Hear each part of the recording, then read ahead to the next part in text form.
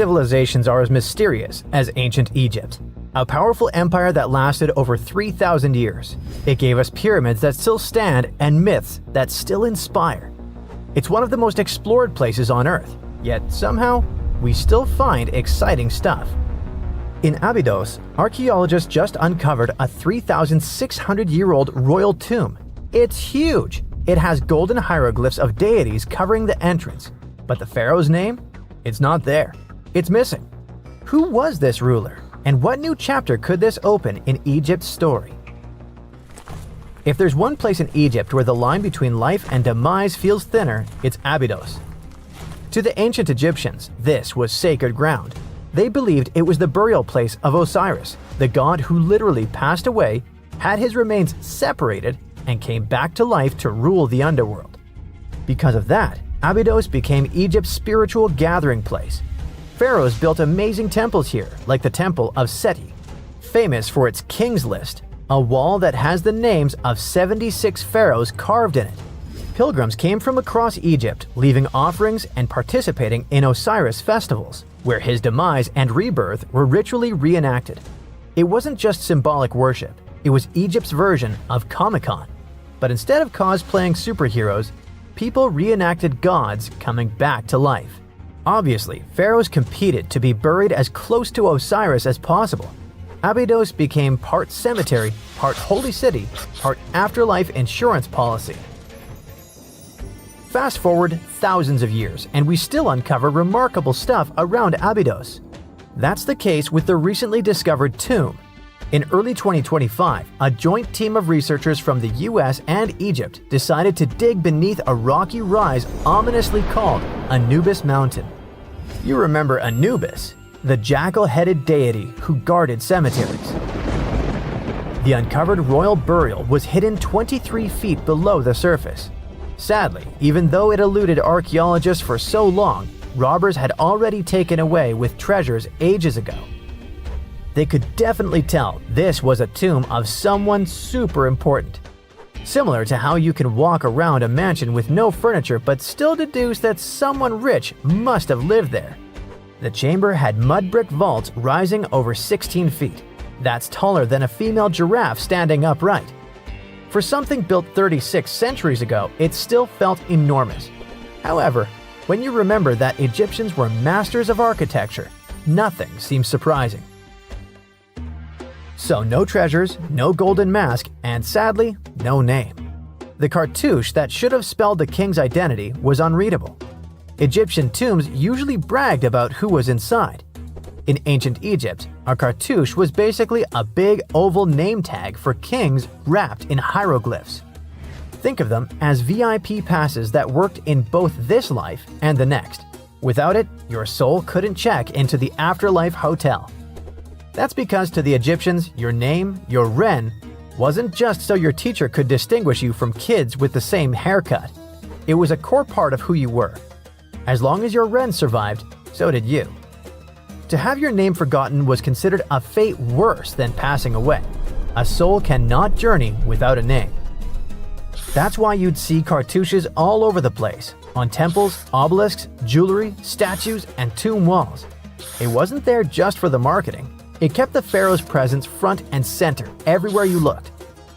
Imagine building a massive tomb only for 3,600 years later to walk in and go, who is this guy again? Not cool at all. That's why it's fair to imagine our nameless pharaoh haunting the robbers for all eternity. So yeah, cartouche was considered very significant. One of the most famous and mind-blowing examples comes from the tomb of Thutmose III. His burial chamber and sarcophagus were literally shaped like a cartouche. In other words, the entire room was a living architectural symbol of his name. Thankfully, in the recently discovered tomb, not everything was erased. Painted in golden hues at the entrance were two familiar guardians, deities Isis and Nephthys.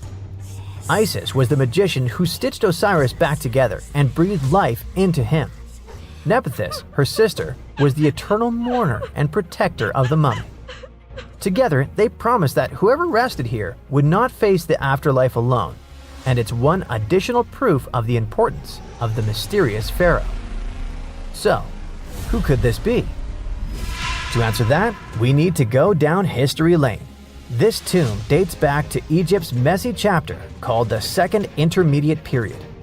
Instead of one ruler in charge, the country had many rival kingdoms, each with its own little power base, like a real-life Egyptian version of Game of Thrones. And right in the middle of that chaos was Abydos. For a while, it was home to its own line of kings, the so-called Abydos dynasty. Those weren't the pyramid builders everyone knows, and that's why they're so mysterious. They left behind almost nothing. No great monuments, no sprawling cities, just fragments of names on broken blocks. For centuries, many scholars even doubted they existed at all. That sorta changed in 2014, when archaeologists uncovered the tomb of Senebkay, one of those shadowy kings. Now, everything we know about Senebkay points to him having quite a story to tell. His bones revealed 18 deep wounds, the kind you get in battle.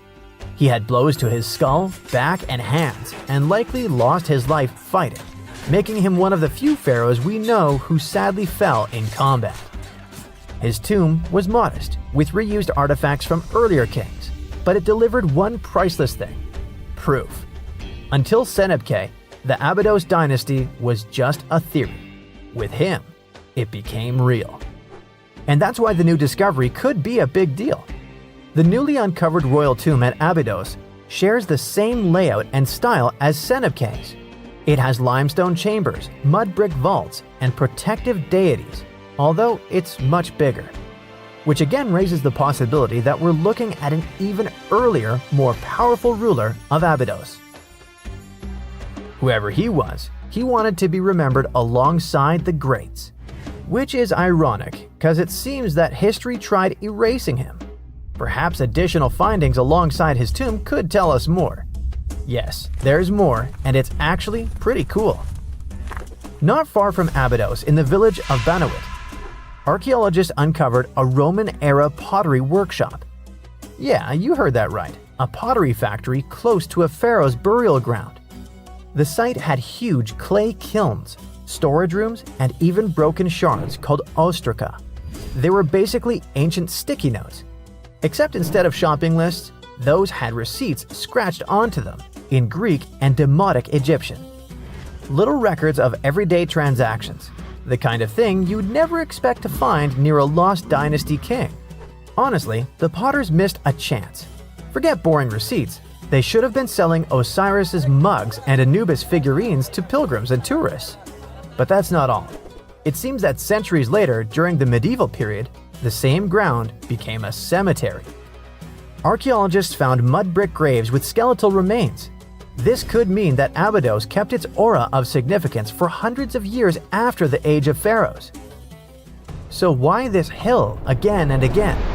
Is this place really a getaway to the afterlife? It is, after all, the very place where Osiris is said to rest. That belief lingered like a shadow for thousands of years, strong enough to pull in pharaohs and later medieval families. Different rituals, same sacred ground. Although, to be fair, the Romans weren't here for Osiris. They came to make pots. The story of Abydos is not over. The excavations will continue, and who knows what else could be discovered in the future. Today, archaeologists are armed with tools that are basically X-ray glasses for the desert. Every scan could reveal a hidden chamber, or if we're lucky, finally give our nameless pharaoh his wren back to him. In fact, I became strangely invested in finding out who he was. So let's hope for some news soon. It's only a matter of time. Do you have your own theories? Let me know. Do you know what's cooler than ancient forms of art? Very ancient and creepy forms of art. One of these was found in a cave in Indonesia. On the wall, there was a strange drawing that was made about 67,800 years ago. What's also strange is that people were drawing at such an early time at all. Scientists used to believe that the human urge for creativity appeared much later, but let's step into the cave and take a closer look at this work. Scientists discovered a strange picture on the tropical island of Muna, off the southeastern coast of Sulawesi. Here, there is a cave that locals call Liang Metaduno. In a sense, this place can be called an exhibition of ancient art. Human figures, boats with people, riders, and other unusual drawings were painted here in red, brown, and black pigments. But recently, scientists found something even older and stranger. All the images in this cave were drawn several thousand years ago. However, the newly discovered drawing turned out to be more than 67,000 years old. So, on the ceiling, next to a brown drawing of a chicken, specialists discovered 2 hands. One of them had a pointy finger that resembled an animal's claw. So, what does it mean? Scientists believe that the author somehow expressed the relationship between humans and animals. But the very fact of drawing such a hand is also surprising. Usually in cave paintings, we see images of small human figures or animals. But here, the author decided to trace their own hand and add a claw to it. This work shows the artist's intention. They depicted something that doesn't exist, something their imagination invented, and they expressed it. What did they want to convey, and what were they feeling at that moment? Perhaps they experienced the agony of creativity. Perhaps, after finishing the drawing, they called their friends to come and evaluate it. Just imagine crowds of ancient cave people coming to an exhibition where a famous artist has created new work. Everyone looks at the clawed hand with admiration, applauds, and gives their own interpretation of the image. In our minds, it often seems that in ancient times, people were savages who understood very little. But what if they were not so different from us? They also loved art. They got angry, they felt envy, they felt sadness, and they experienced the same emotions. They lived just like we do, only without technology. Archaeological artifacts like this really help us better understand the development of humanity. But why do scientists think that it was a stencil of a human hand in the first place? Maybe it was some kind of creature like a yeti, and its hands really looked like animal paws. That's unlikely. Specialists say that handprints may have been connected with rituals meant to ward off misfortune. What if the author tried to scare away trouble with their hand and added a claw to make it more frightening? In general, after this discovery in Malaysia, researchers began to question the Eurocentric views about the intelligence of ancient people. For a long time, the scientific world believed that the cognitive abilities of modern humans began to develop when settlers migrated into Western Europe. But now, judging by what was found on the island of Muna, the development of humanity may have occurred independently in different parts of the planet. This discovery perfectly complements another collection of cave paintings in Indonesia. In 2019, scientists discovered images of human figures with the heads and tails of animals. These strange creatures were hunting warthogs and endemic dwarf buffalo. Perhaps the authors imagined themselves as these half-animal, half-human beings and wanted to give themselves the appearance of animals. These drawings are about 51,000 years old. The clawed hand is about 67,800 years old, which makes it the oldest known example of cave art in the world. Now let's move to a more recent period, the 15th century.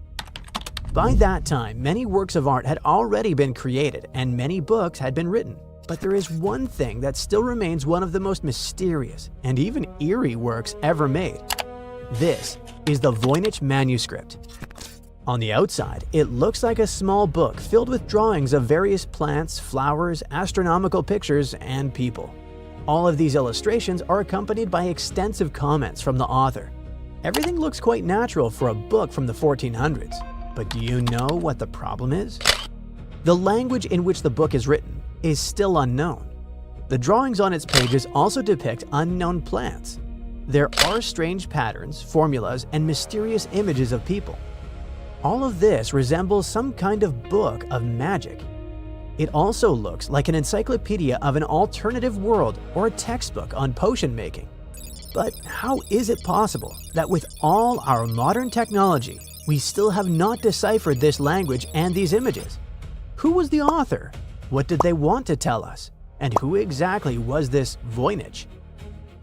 A book dealer and antique shop owner named Wilfrid Voynich discovered this manuscript in an Italian monastery in 1912 and immediately added it to his collection. The strange contents of the book quickly attracted the attention of scientists. For decades, historians, linguists, programmers, and other specialists tried to figure out what was written on its pages, but no one succeeded. Of course, there were theories. Some scientists believed it was written in Hebrew. Botanists suggested that the language in the manuscript had Mexican origins. On one hand, it could be an unknown language that disappeared. On the other hand, it could be some kind of cipher. But who was the author? There were theories that the manuscript was written by the English philosopher and scientist Roger Bacon. Some were convinced that the work belonged to Leonardo da Vinci, but there was no confirmation. The most plausible theory says that the manuscript was written in a lost language that was once spoken in the Mediterranean during the medieval period. People spoke it, but didn't use it in official or important documents. Another version says that it could be some long-forgotten Middle Eastern or Asian language. Okay, let's assume that's true and the book is written in a language everyone forgot. But what about those strange drawings? The plants? The astronomical images? The unusual patterns? What are they? Perhaps it's a large encyclopedia about pharmacy, nature, and space, a treatise about the natural world, or something like that. You can build many theories and hypotheses, but do you know what's really cool? You can try to solve the mystery of this strange book yourself. The entire Voynich manuscript has been scanned in high quality and published online. Try to decipher it and write in the comments what you managed to discover. Our next archaeological artifact is even stranger than the previous one. In the 1700s, fishers in Japan cast a net into the sea and pulled out a mummified mermaid. Of course, officially it wasn't a real mermaid, but it looked very realistic and even creepy. For a long time, people kept this find in a museum and considered it a sacred object. But what if it really was something like a mermaid? What if, long ago, some kind of aquatic people lived in the ocean? To confirm these theories, scientists analyzed the find and determined that the object was artificial. Some talented person used bones, the skin of a pufferfish, and animal fur to create this grotesque figure. But it was not just a sculpture. According to specialists, it was a talisman that was supposed to provide its owner with a long life. Let's finish our story with something truly frightening and eerie. You probably know that centuries ago, people in Europe believed in vampires.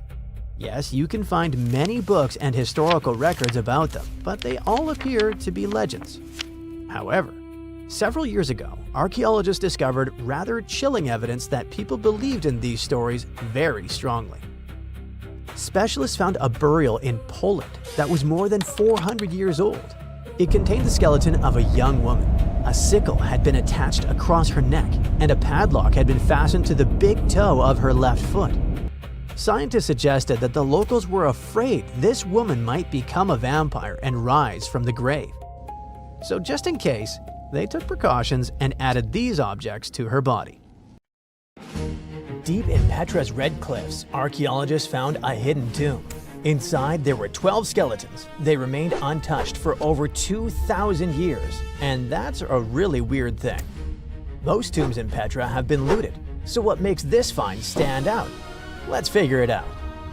This is the ancient city of Petra. Its huge sandstone cliffs are hard to forget. No wonder it's one of the new 7 wonders of the world. The buildings here are carved straight into the rock, and it already makes the place look unreal. But Petra has also been a star in the archaeology world for a long time. Once, Petra appeared in the movie Indiana Jones and the Last Crusade. Some scenes were filmed right in front of the famous building called Al-Kazne, or the Treasury. But recently, something even more exciting happened there in real life. A TV team from the show Expedition Unknown came to Petra to film a new investigation. And while they were there, archaeologists made a huge discovery. They found 12 human skeletons and several ancient objects. All of them were buried under the ground in front of the treasury, hidden there for about 2,000 years. Archaeologists didn't start digging right away. First, they used a special tool called ground-penetrating radar, something like an X-ray for the ground. Instead of guessing where to dig, the machine scans underground and shows shapes that might be tombs or empty spaces. Anyway, When the team looked at the radar data, something interesting showed up. The patterns looked very similar to places in Petra where tombs had already been found before. That was a big clue that something might be hiding underground. After seeing the results, the authorities of Jordan gave permission for the excavation. That's when the team finally started digging under the famous site. And that's how they uncovered the skeletons and ancient artifacts. Interestingly, many tombs in Petra have been found completely empty because over the centuries, anything valuable was taken by looters or simply disappeared with time. But this tomb was very different. Inside, the team discovered 12 human skeletons and a few ancient objects. Some of the bones even had mold on them. That happened because Petra is carved into sandstone cliffs. Sandstone is quite porous, which means it can soak up water like a giant sponge.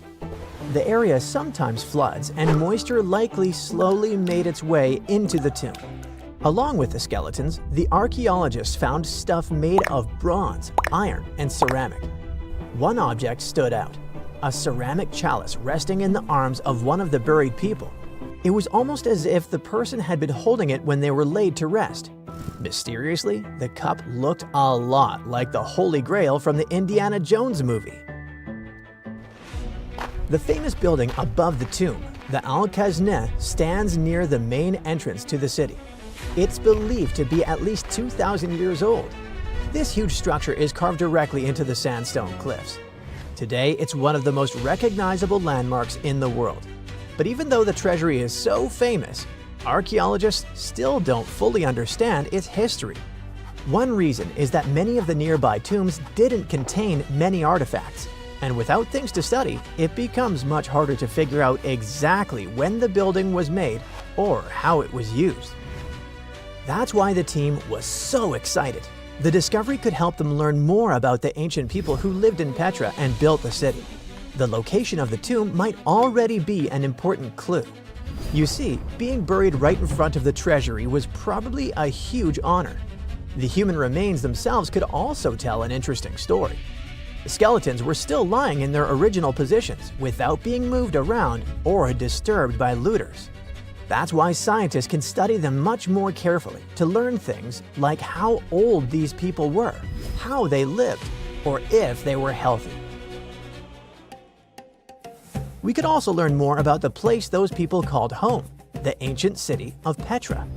It was built more than 2,000 years ago by the Nabateans. Starting around the 4th century BCE, this desert city became the center of their kingdom and an important stop for trade across the Middle East. The location helped a lot. Petra sits in a valley surrounded by mountains, and the main entrance is a long, narrow canyon called the Al-Sik. Because the path is so tight, the city was easy to defend and hard for enemies to attack. Thanks to these factors, the city grew quickly.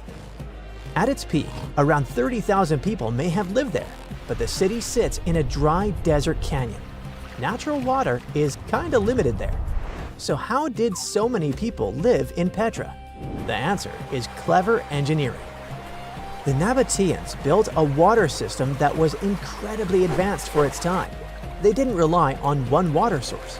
It was a whole network carved directly into the rock. They cut channels, pipes, and storage tanks into the cliffs. This helped them guide water from nearby springs into the city. It was like an ancient plumbing system built entirely out of stone. Even better, the water didn't just flow straight into the city. First, it passed through special settling basins where dirt and sand could sink to the bottom. After that, the water was stored in large reservoirs surrounded by thick stone walls, which helped keep the water cooler in the desert heat. Flash floods were also a big danger in the canyon. When heavy rain fell in the surrounding mountains, water often rushed down the narrow valleys. To deal with that, the Nabateans built dams and channels that redirected the floodwater into storage reservoirs. Another intriguing thing about Petra is the location of its main buildings. In 2013, researchers found that several important monuments lined up with the sun during key moments of the year, like the solstices and equinoxes. Scientists now believe that the buildings may have worked like giant calendars, helping people track the seasons in a desert landscape. Natural signs of time can be hard to notice there. Another Petra mystery is 3 massive stone blocks, the Jinn blocks. They go back to around the 2nd century BCE and are some of the first big tombs built in Petra. 2 of them have burial chambers inside, and the 3rd one even has a grave on top, like a little rooftop coffin. No one really knows exactly why they were built. Most experts say they were tombs, but some think they may have been carved to honor deities or used in rituals. But however great Petra was, things started to change in 106 CE. That's when the powerful Roman Empire took control of the city and made it part of their territory. Trade didn't completely stop, but the city slowly lost some of its importance. Later, a large earthquake in 551 CE caused serious damage to the area. It could have been the final blow for a city that was already in decline. Over time, Petra was eventually abandoned and became known as the Lost City. But there's another nickname people used much more often, the Rose City. The name comes from the color of the cliffs around Petra. The sandstone rocks have a reddish-pink color, especially when the sun is low in the sky. What tourists see today is just a tiny slice of Petra. Some estimates say archaeologists have only dug up about 15% of the city. Visitors go through the narrow Seek, gape at the 130-foot-high treasury, walk along tomb-lined streets, and climb over 800 steps to reach the monastery, Al-Dir. But that's like seeing the tip of an iceberg. The rest is still buried. Petra keeps surprising us. In 2016, researchers used satellite images to spot a huge, previously unknown monument. The platform is massive, about 184 by 161 feet, and has columns along one side. Pottery fragments suggest it's over 2,150 years old. So basically, even after centuries of exploration, Petra is still full of secrets. They're just waiting to be uncovered.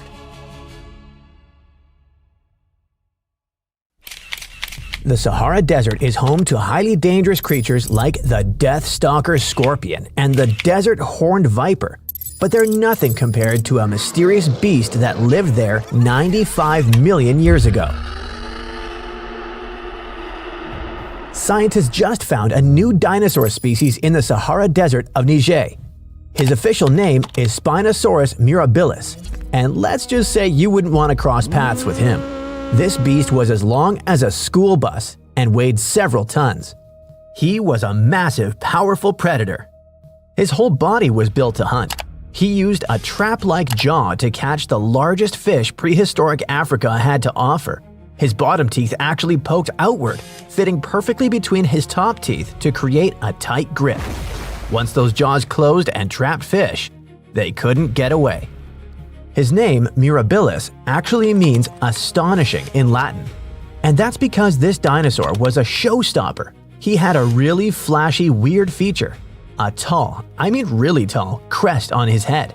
It was so big, the researchers actually had to go back to the site and gather more pieces just to make sense of it. Today, it's all just bones, but the team thinks that when he was alive, that crest was brightly colored. It curved up toward the sky like a glowing blade. And being that flashy had one main goal: to attract mates. It worked just like peacocks with their long, bright tails. It's all about showing off for their love interests. At least, that's what researchers think. This discovery is huge because it's only the second Spinosaurus species we've ever found, like the one that starred in Jurassic Park 3. These guys were among the biggest terrestrial carnivores of the late Cretaceous period. That is, meat-eating dinosaurs that lived about 100 to 66 million years ago. They were as huge and fierce as the famous T-Rex. For a long time, most people thought Spinosaurus were aquatic hunters, and we pictured this fierce monster stalking the shore or diving deep to hunt. Some research even suggests their long spines on the tail were basically built-in flippers. But that's not what most scientists believe anymore. New studies show that while the paddle-like tail looks great for swimming, it didn't actually have much muscle. It turns out those tails were likely just for show, kind of like a lizard tail. They just didn't have the power to push such a massive creature through the water. The density of their bones didn't help either. The bottom line is, they wouldn't have been terrible swimmers. They were super slow and couldn't really dive. To give you an idea, if we put this dinosaur next to a crocodile in a pool for a swimming competition, the crocodile would win every single time. Whether they were swimmers or not, scientists seem to agree on one thing: these guys loved the sea. Most of their fossils were found along the North African coast, but then the Mirabilis species showed up and totally changed the game. These were found in the Sahara, where there isn't a drop of water in sight today. Back then, this spot was about 300 to 600 miles away from the nearest ocean. So what's the story here? Is this actually a Spinosaurus? Well, it sure is. And the way scientists actually tracked it down in the middle of the desert is pretty interesting. Because for over 70 years, the main clue was right there. Easy to find, but everyone missed it. Back in the 1950s, some French geologists were out in the desert looking for uranium. While they were searching, they stumbled upon these massive bones poking out of the sand at a place called Gadufawa. Nearby at another spot called Acarazeras, a geologist named Hugues Faure found a different fossil site. He found teeth that looked a lot like the ones from a Carcharodontosaurus, which was a massive carnivorous dinosaur. He wrote down one single line about it in his notes, and that was basically it. For some reason that nobody can explain, those notes just sat there. No one took them seriously or even bothered to go back to that site for decades. It wasn't until 2019 that a team led by Paul Sereno from the University of Chicago decided to finally follow that old lead. They basically turned it into a high-stakes treasure hunt. They headed out there, and a local Tuareg man led Sereno's team on motorbikes deep into the Sahara. He took them to a site called Djengwebe, where he remembered seeing fossilized bones a long time ago. Because it was such a long trek back to their main camp, the team didn't have much time. They could only grab a few fossils, mostly teeth and pieces of jaw bones, before they had to leave. At that moment, they had no idea they were holding a brand new species in their hands. The team finally headed back there in 2022, and this time, they found even more fossils. That's when they finally put together the 40-foot-long find. And then they were able to confirm three big things. First, this new creature had a really tall and unusual crest on its head. Second, the way the teeth were set was a bit different from its famous relatives. And then we come to the biggest difference of all. For the first time ever, we're seeing a Spinosaurus that lived far from the ocean. But that raises a big question. How did it eat fish? Scientists have a theory. All those bones were found buried in the sediments of an ancient river. That means this dinosaur probably hunted for fish in shallow water. It was big and strong enough to wade into water over 6 feet deep, but it probably spent most of its time in shallow water, just waiting for a big fish to swim by. But if it didn't feel like sushi dinner, it could just wander through the woods and pluck something else to eat. Okay, so you're probably a little confused right now. I'm talking about forests and rivers. But wasn't this thing found in the middle of a desert? Well, the thing is, the Sahara looked completely different back then. It was actually green. The whole landscape was full of rivers and forests while these dinosaurs were roaming around. So that pretty much solves that mystery.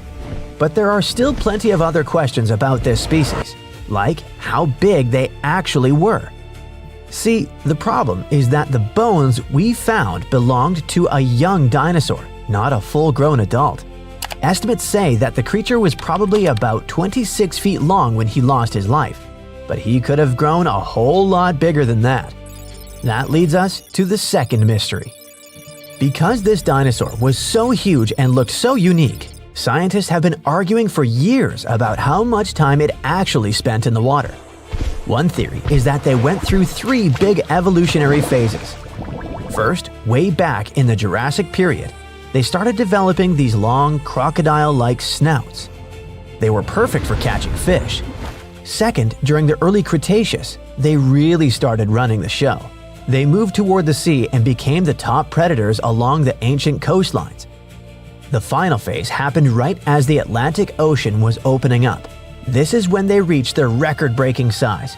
They basically became shallow water ambush specialists, sticking mostly to North Africa and South America. But their reign didn't last forever. Around 95 million years ago, there were abrupt changes in the climate and the sea levels increased a lot. Basically, that affected the habitat they lived in, pushing them to the brink. Eventually, their story came to an end. Unfortunately, these new fossils are only part of the puzzle. We still don't know the whole story about Spinosaurus. There might even be other species out there just waiting to be discovered. And to really understand these mysterious giants, we'll have to wait until we find more complete skeletons out in the field. Now, thousands of years ago, the Sahara Desert was a green valley with rivers, lakes, flowers, various animals, and people who had different DNA. They weren't visitors from another planet or some unknown separate species. In fact, they were quite normal. But their genetic code changed scientists' understanding of how human civilization developed. It sounds a little confusing, but let's start at the beginning. Among the endless dunes of the Sahara, there is a small rock shelter where wanderers can hide from the scorching sun. This place is called Takakori. Recently, it became famous because scientists found two mummies there who lived about 7,000 years ago. At that time, in China, people were learning to domesticate pigs. In Egypt, paintings with geometric patterns appeared. Almost everywhere in the world, people were developing agriculture. But what was happening in the Sahara?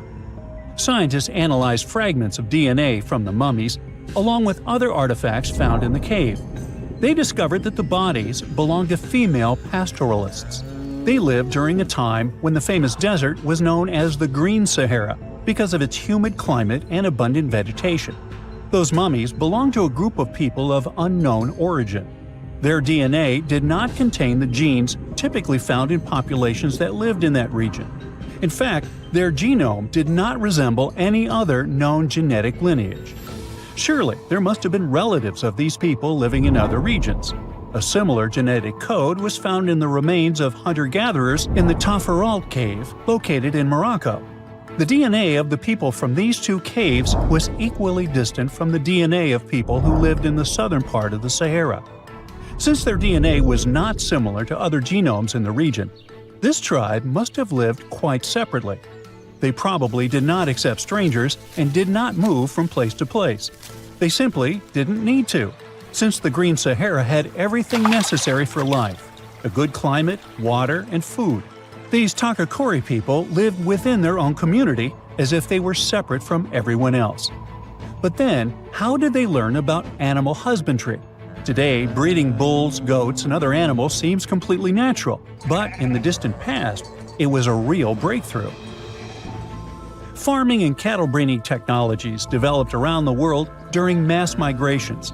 Imagine a small indigenous group living in the Green Sahara. Suddenly, thousands of outsiders who know agricultural techniques arrive from other regions. They take over the land, drive some locals away, allow others to stay, impose their own rules, and begin cultivating the soil.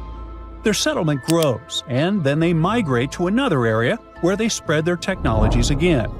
That's how progress developed in the past, at least that is what scientists thought. Of course, during these migrations, different people mixed with each other, which introduced great diversity into the genetic code. But in the case of the Takakori tribe, there was no diversity. They were not attacked, and large-scale migrations did not affect them in any way. So the question arises, how did they know about cattle breeding? This is what surprised researchers. We were convinced that agriculture spread exclusively because of large-scale migrations. The discovered mummies showed scientists that people simply exchanged knowledge and culture. Perhaps a traveler came to the Takakori settlement, showed them how to breed animals, and left. No genetic mixing occurred, which is why they retained a distinct and separate genetic code. It's also possible that someone from Takakori traveled elsewhere and returned with new knowledge about herding. No one conquered anyone. No one imposed their knowledge or rules. In other words, they did what modern people do. They shared experience and knowledge. This small detail in the genome of the two mummies shows that the ancient world may not have been as cruel and harsh as we once imagined. In a sense, the genetic material inside those mummies tells the story of how the technological and cultural development of humankind has changed over time. But there's also the reverse situation, when the development and progress of human civilization shape our genome. What? It sounds strange. Do microwave ovens affect our DNA or something like that? No, it's much bigger than that. Our DNA was changed by fire. If you look at us through the eyes of nature, we are very strange creatures because of our weird relationship with one of the most dangerous elements in the world. But what's so strange about it? Well, just look at nature. Did you see how people in thrillers about wildlife scare away wolves and bears with fire? It's because it really may work, since many animals are afraid of fire and stay away from it. Some lizards learned how to survive wildfires by hiding in already burned bushes, places where the fire will not return. Evolution has made nearly all living creatures avoid fire, but not humans. We're the only species on the planet that does not run from fire but uses it. No other animals live under a constant risk of burns. Evolution was not prepared for this and had to rapidly adjust our genes to match our behavior. The technology of controlling fire is one of the oldest in the world. We used it to keep warm in cold climates, cook food, produce metal and ceramic objects, build homes, and conquer territories. We put hot food into our mouths and drink hot tea. We're the only creatures on the planet that voluntarily put a potentially dangerous source of heat into our mouths. And this has been happening for thousands of years. Fire is still an essential tool, and all this time, we've been getting burned. No other species on Earth experiences anything close to the number of fire-related damages that humans do. And it's not just about our past. Even today, we interact with burning gas stoves, red-hot car radiators, and boiling water in kettles and saucepans. What about risky equipment in factories? The danger has not disappeared. Surely every person has had a small accident with something extremely hot. I know I have.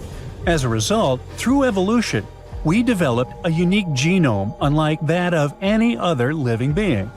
When we touch something hot and our body begins to heal the damaged part, it feels like a natural ability. But this healing depends on specific genetic mechanisms. Without them, even a small accident could cause serious problems. The development of these genetic adaptations was a complex and lengthy process, since changes in DNA do not happen quickly. While humanity was adapting to fire, intense natural selection was taking place. Some scientists even suggest that we are descendants of those who recovered from burns more quickly than others. Of course, mammals also have adaptations related to fire. Scientists studying primate DNA discovered a set of 94 genes that activate in response to burns. So, what makes us different? In humans, some of these genes evolved much faster and became far more effective at healing and fighting bacteria.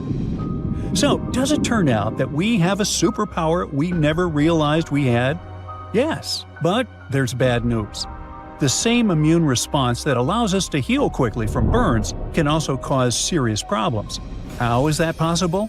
Well, instead of using examples with real people, let us imagine a mannequin with the same fire-related adaptations as a human. When the mannequin receives a small burn, say from a hot radiator under a car hood, its immune system quickly triggers inflammation, during which immune cells neutralize the damage. It is an aggressive healing strategy, but it works. However, if the mannequin gets a large area burn, that same defense becomes dangerous. The immune system uses the same tactic for major burns as it does for minor ones, creating massive inflammation that can be life-threatening. Why is that? Because evolution developed protection against small incidents around a campfire, but not against massive fires. Interestingly, how do scientists explain our craving for extreme sports and adrenaline? What does our DNA say about this? Well, it's a whole new story. We all know how it goes. Homo sapiens are way smarter than Neanderthals. Neanderthals were primitive, and we're much cooler than they were, right? Now, what comes to mind when you hear the word factory? Probably something like this.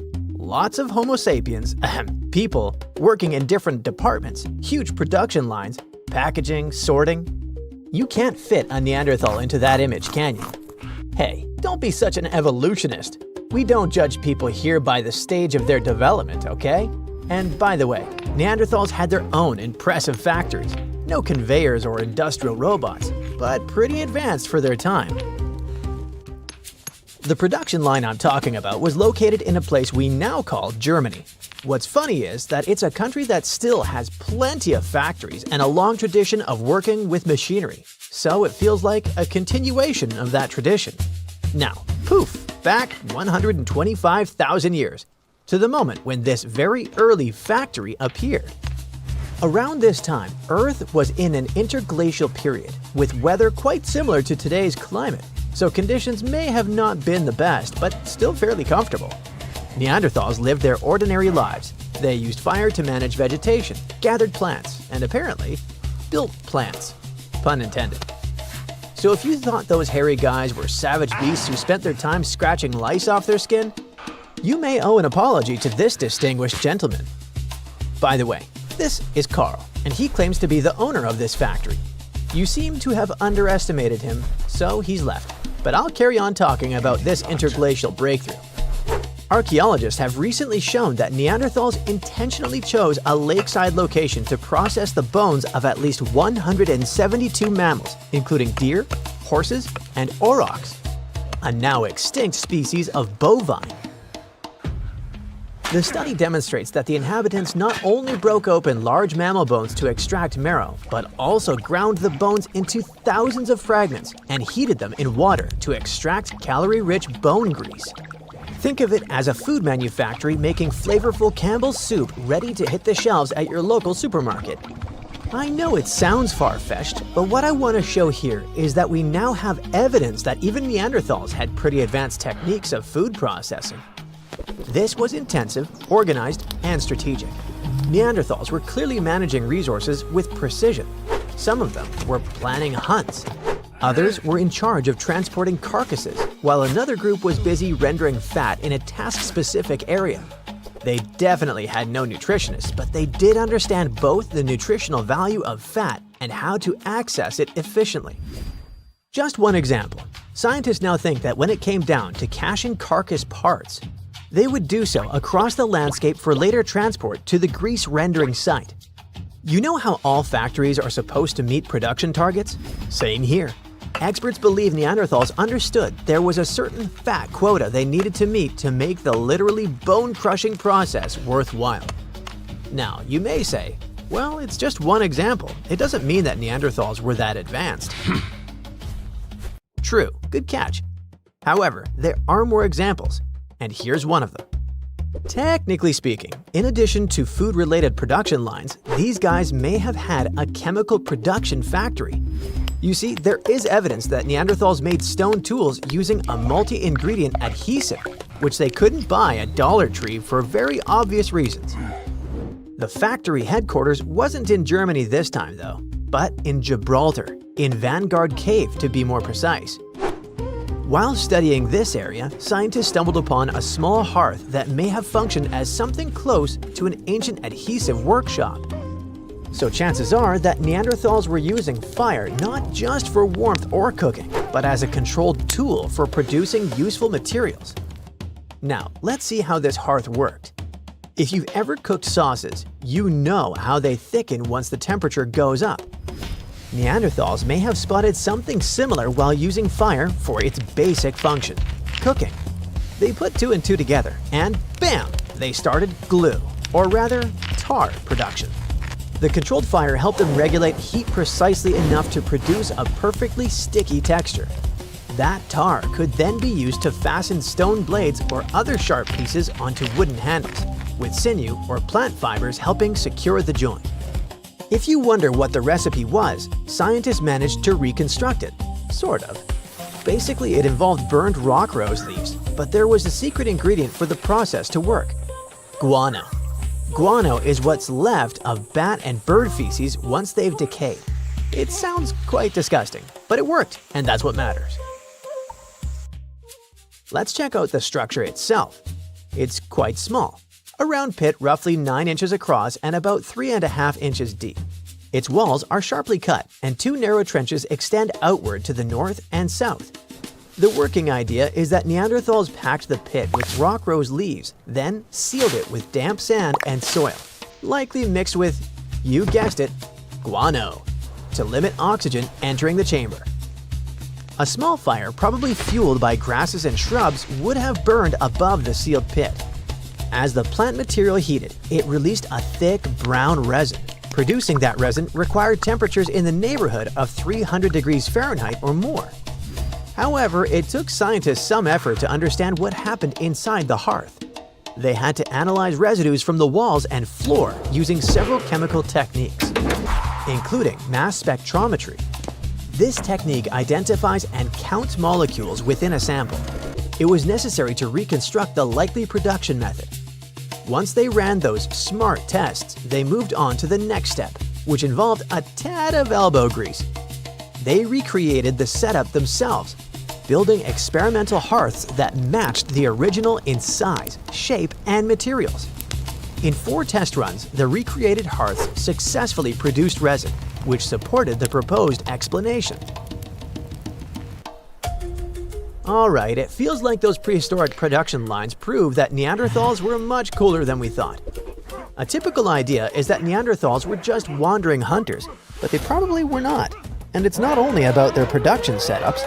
There may be evidence suggesting they organized coordinated hunts that lured wild horses into traps roughly 200,000 years ago.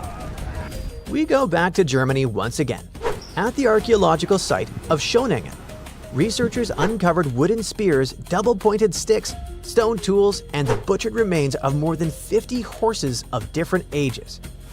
After a couple of tests, scientists realized these finds are about 100,000 years younger than earlier estimates. The material was excavated in the 1990s from sediments along what used to be a lakeshore.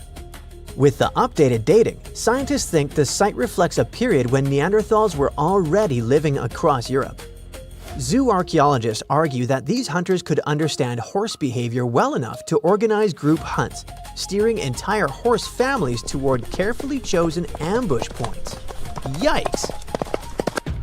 Chances are that by about 200,000 years ago, Neanderthals were cooperating in increasingly complex ways.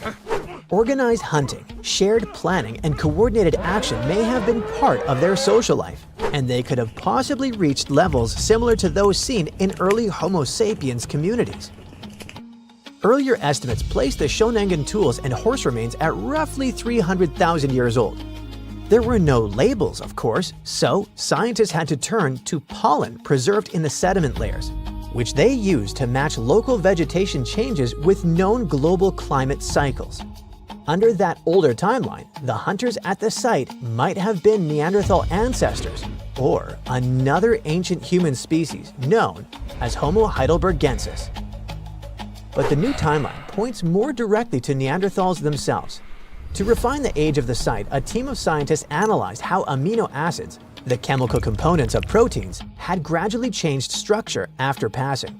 They examined 4 snail shells, 15 tiny crustaceans, and 8 horse teeth from the same sediment layer that contained the spears. Once they measured these molecular changes and combined the results with pollen records and climate data, the researchers calculated how much time had passed since those organisms died.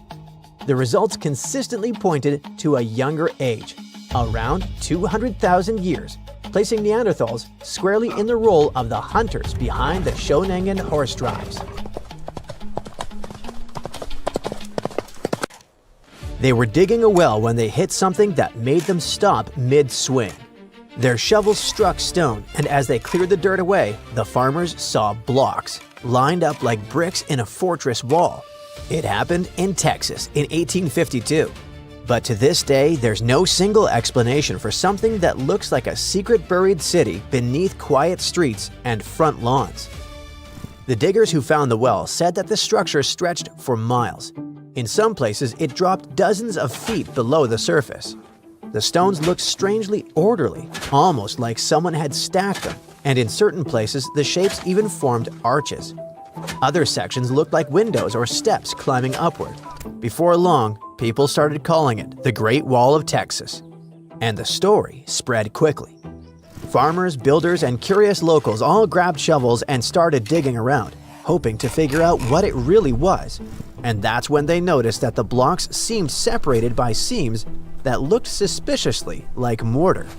It was really hard to believe that nature could stack limestone into right angles and parallel lines like this. Then, things got even stranger. In 1886, a local newspaper wrote about a massive petrified skull found near the wall. They also mentioned underground chambers, lost rooms beneath Texas soil, and relics of something powerful and old. And then, almost as quickly as it appeared, the story vanished from print.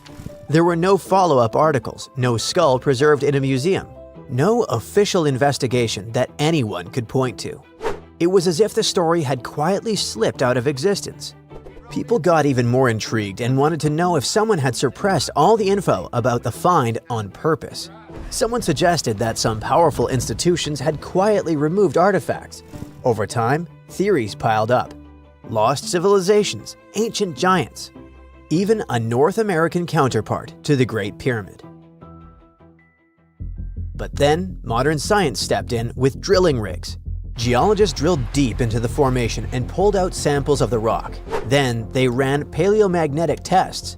When rocks form, tiny magnetic minerals inside them line up with Earth's magnetic field at that moment, almost like microscopic compass needles frozen in place. If workers had cut these blocks somewhere else, maybe dug them out of a quarry, and then transported and assembled them into a wall, the magnetic patterns inside the rocks would have pointed in different directions. Each block would carry the signature of the place where it originally formed, but every sample had the same magnetic orientation, which means the stone formed exactly where it sits today. Researchers figured out the wall was made of rare limestone. This material can fracture in surprisingly straight lines as it hardens underground. Over long periods, erosion opens up those fractures, and they can look exactly like human-made walls. It's like mud. When it dries, it splits into neat geometric patterns. Now imagine the same process happening underground, slowly over millions of years on a much larger scale. Today, the scientists are sure that the rock wall formation developed naturally. It only seems constructed by humans. Recently, a family whose ancestors were early rock wall settlers donated a piece of land to the city that has the original site where the wall was excavated. And because the interest in the place lives on, the city authorities plan to make the original wall accessible to the public. The rock wall isn't alone. In 1968, 3 divers spotted large rectangular limestone blocks near North Bimini in the Bahamas. The blocks were in a straight line stretching about a half a mile.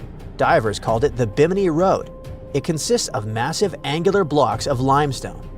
Some of those blocks are up to 13 feet long. Many of the blocks look like they once had right-angled corners, as if someone cut them and placed them there with purpose. The 3 divers found this construction when the world buzzed with interest in Atlantis. So headlines immediately connected the dots and were seriously asking whether this could be the first physical trace of Plato's legendary civilization. We still don't have any archaeological evidence to confirm it actually existed, but the timing and the shape of the Bimini stones made many people believe that was it. But then, geologists explained that beach rock forms when sand, shell fragments, and other coastal sediments cement together in warm, shallow water. The Bimini blocks consist of small mud pellets, grains of sand, shell pieces, remains of tiny single-celled marine organisms, and fragments of algae. Over time, chemical reactions bound these materials into solid limestone sheets. Natural fractures split the sheets into rectangular blocks. As sea levels rose at the end of the last ice age, water gradually submerged the formation. Waves and currents eroded the sand beneath parts of it and made some blocks look slightly elevated or recessed. Then, researchers did radiocarbon dating on rock samples, shells embedded with them, and the carbonate cement holding everything together. That's how they found out that the stones were roughly 2,000 years old. It's way after Atlantis' supposed demise 12,000 years ago. So no, the Bimini Road doesn't lead to Atlantis. but it helped scientists better understand how coastlines evolve, how sediment hardens, and how rising seas reshape continents. There's another mysterious structure that might have to do with Atlantis. Meet the Eye of the Sahara, or more officially, the Richat structure in Mauritania. From space, it looks like a 25-mile-wide bullseye carved into the desert. Concentric rings ripple outward like someone dropped a cosmic pebble. People who saw it first thought it was a spot left by a meteor impact. And a new theory links it to Atlantis. They say it looks exactly how Plato described it, with a center island with 3 rings of water and 3 rings of land around it. The Eye of the Sahara sits totally dry right now, but imagine if you dropped it down to sea level. Ocean water would rush in and fill those dips, and boom, you get something that looks a whole lot like Plato's famous city. On top of that, the size seems pretty close. Plato said the main part of Atlantis measured about 11 miles across, and the Richat structure measures roughly 13 miles wide.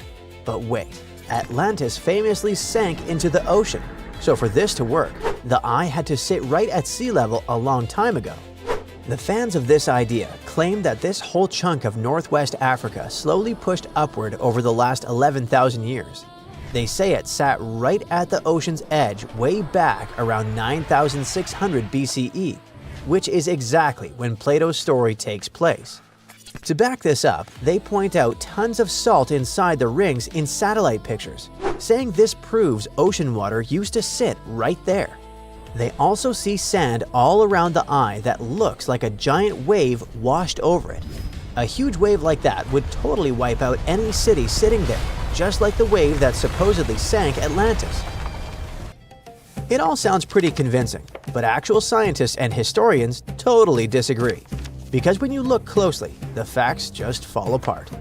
Yes, the eye has 3 clear ridges, but if you measure all 3, the whole thing stretches way bigger than 13 miles. On the flip side, if you only measure out to 13 miles, you have to leave out the 3rd ridge entirely. So it doesn't actually match Plato's description perfectly, since you simply can't have it both ways. Modern satellite images show that the eye formed from uplifted rock layers that were pushed upward by molten material beneath the surface. Wind and water erosion then peeled back those layers like an onion over at least 100 million years. The oldest rocks sit in the center. Younger layers ring outward. It's a geological dome, not a crater, not a city. Inside the structure, scientists found igneous rocks, hardened magma, and sedimentary layers twisted by immense pressure. Hot water chemically changed the rocks and left additional signatures. Ancient stone tools also scatter across the region, showing that early humans once passed through. This site is now among the most significant geological heritage locations on Earth. We just brought an extinct animal back to life. Imagine hearing a sound that hasn't existed on Earth for 10,000 years. A deep howl echoing across a frozen valley, a sound that disappeared long before the pyramids were built, before cities, before recorded history. For the first time in human history, we might be able to bring back traits of animals that went extinct thousands of years ago, not through magic, not through cloning dinosaurs like in Jurassic Park, but through something much stranger, rewriting the DNA of living animals using the genetic code of the dead.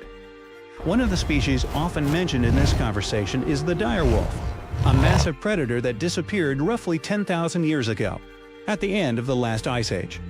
It looked like a wolf, but bigger, heavier, and built for hunting ice age megafauna. And now scientists are asking a question that would have sounded impossible just a few decades ago. What if extinction isn't always permanent? For most of human history, extinction meant the absolute end of a species. Once the last individual died, that was it. The genetic instructions that defined that animal, millions or billions of letters of DNA, slowly broke apart over time. All that remained were bones, fossils, and sometimes fragments of genetic material trapped in ice or sediment. But in the last 20 years, scientists have developed tools that allow them to do something extraordinary. They can read ancient DNA and not dot small pieces. In some cases, researchers can reconstruct nearly complete genomes from animals that died thousands, sometimes even tens of thousands of years ago. One of the most famous examples is the woolly mammoth.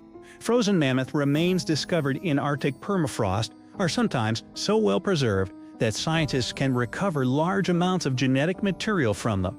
Well, to give you an idea of the scale, a mammoth genome contains roughly 4 billion DNA letters. That's about the same amount of genetic information as humans.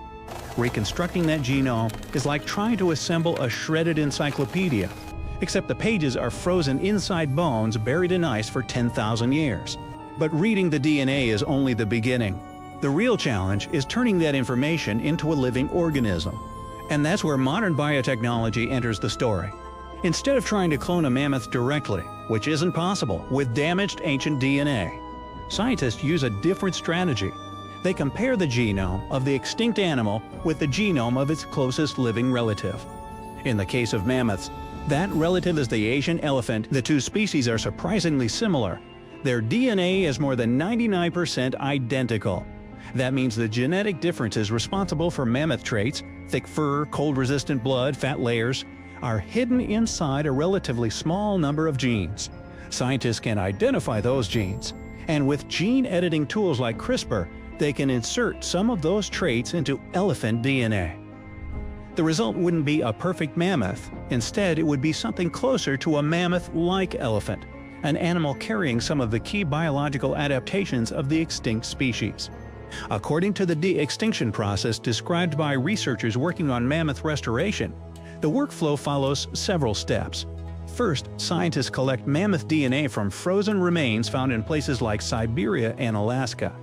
Next, they sequence multiple mammoth genomes to understand which genes controlled cold adaptation traits. Then those genes are edited into elephant cells using CRISPR. If those modified cells develop successfully into embryos, they could eventually grow inside elephant surrogates, or possibly artificial womb systems being developed today. If everything works, the result could be animals capable of surviving in environments where mammoths once lived.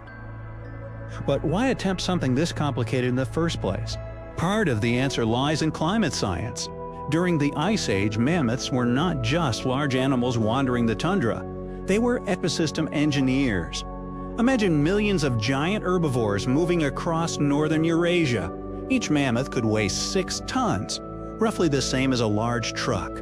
As they moved, they knocked down trees, trampled snow, and grazed on vegetation. Over thousands of years, this constant activity helped maintain vast grasslands known as the Mammoth Steppe. At its peak, this ecosystem stretched across an area larger than the modern United States. And it may have played an important role in regulating the Arctic climate. Today, Arctic permafrost stores an enormous amount of carbon, around 1,600 billion metric tons. That's roughly twice as much carbon as currently exists in Earth's atmosphere. If that frozen ground melts, massive amounts of greenhouse gases could be released. Some scientists believe large grazing animals might help slow that process. By trampling snow and promoting grasslands, they could help keep the ground colder. In other words, bringing mammoth-like animals back might not just recreate an extinct species, it might help stabilize entire Arctic ecosystems, at least in theory. Of course, not everyone agrees this is a good idea. Introducing genetically engineered animals into modern ecosystems raises a lot of questions. For example, what happens if these animals behave differently than expected, or if they reproduce faster than the ecosystem can support, or if they spread diseases to existing wildlife? Even small ecological changes can have cascading effects. For example, when wolves were reintroduced into Yellowstone National Park in the 1990s, the entire ecosystem changed, from deer populations to river patterns. Now imagine introducing animals that haven't existed for 10,000 years. The ecological consequences could be unpredictable. There is also another concern scientists often discuss. It's sometimes called the moral hazard of de-extinction. The idea is simple. If people start believing that extinct species can always be brought back later, they might feel less urgency to protect endangered species today. Why worry about extinction if science can reverse it? However, studies examining public attitudes suggest the situation may be more complicated. Simply knowing about de-extinction doesn't necessarily make people more comfortable with species disappearing. But scientists still emphasize something important. De-extinction cannot truly reverse extinction. Even with advanced gene editing, recreating an identical species is extremely unlikely. What scientists can create are genetic approximations, animals that resemble extinct species and may play similar ecological roles, but they are not perfect copies of the past.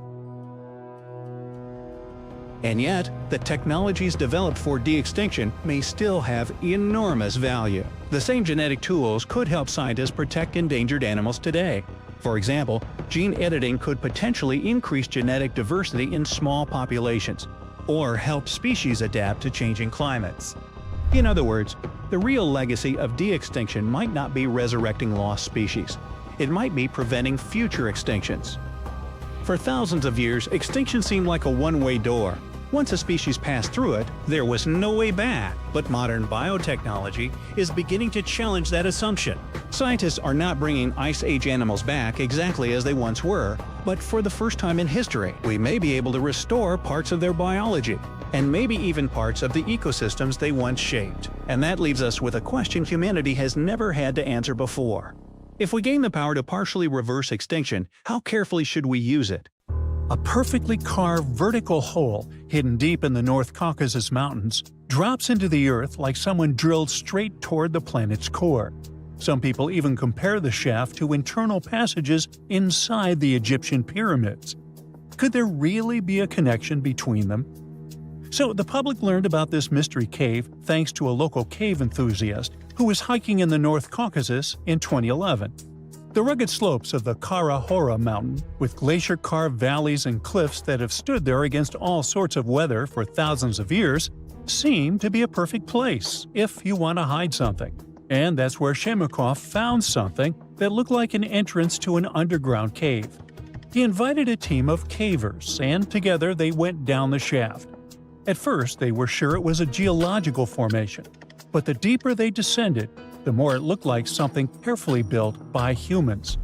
There were massive stone blocks that seemed fitted together so tightly that you couldn't push a knife blade between them.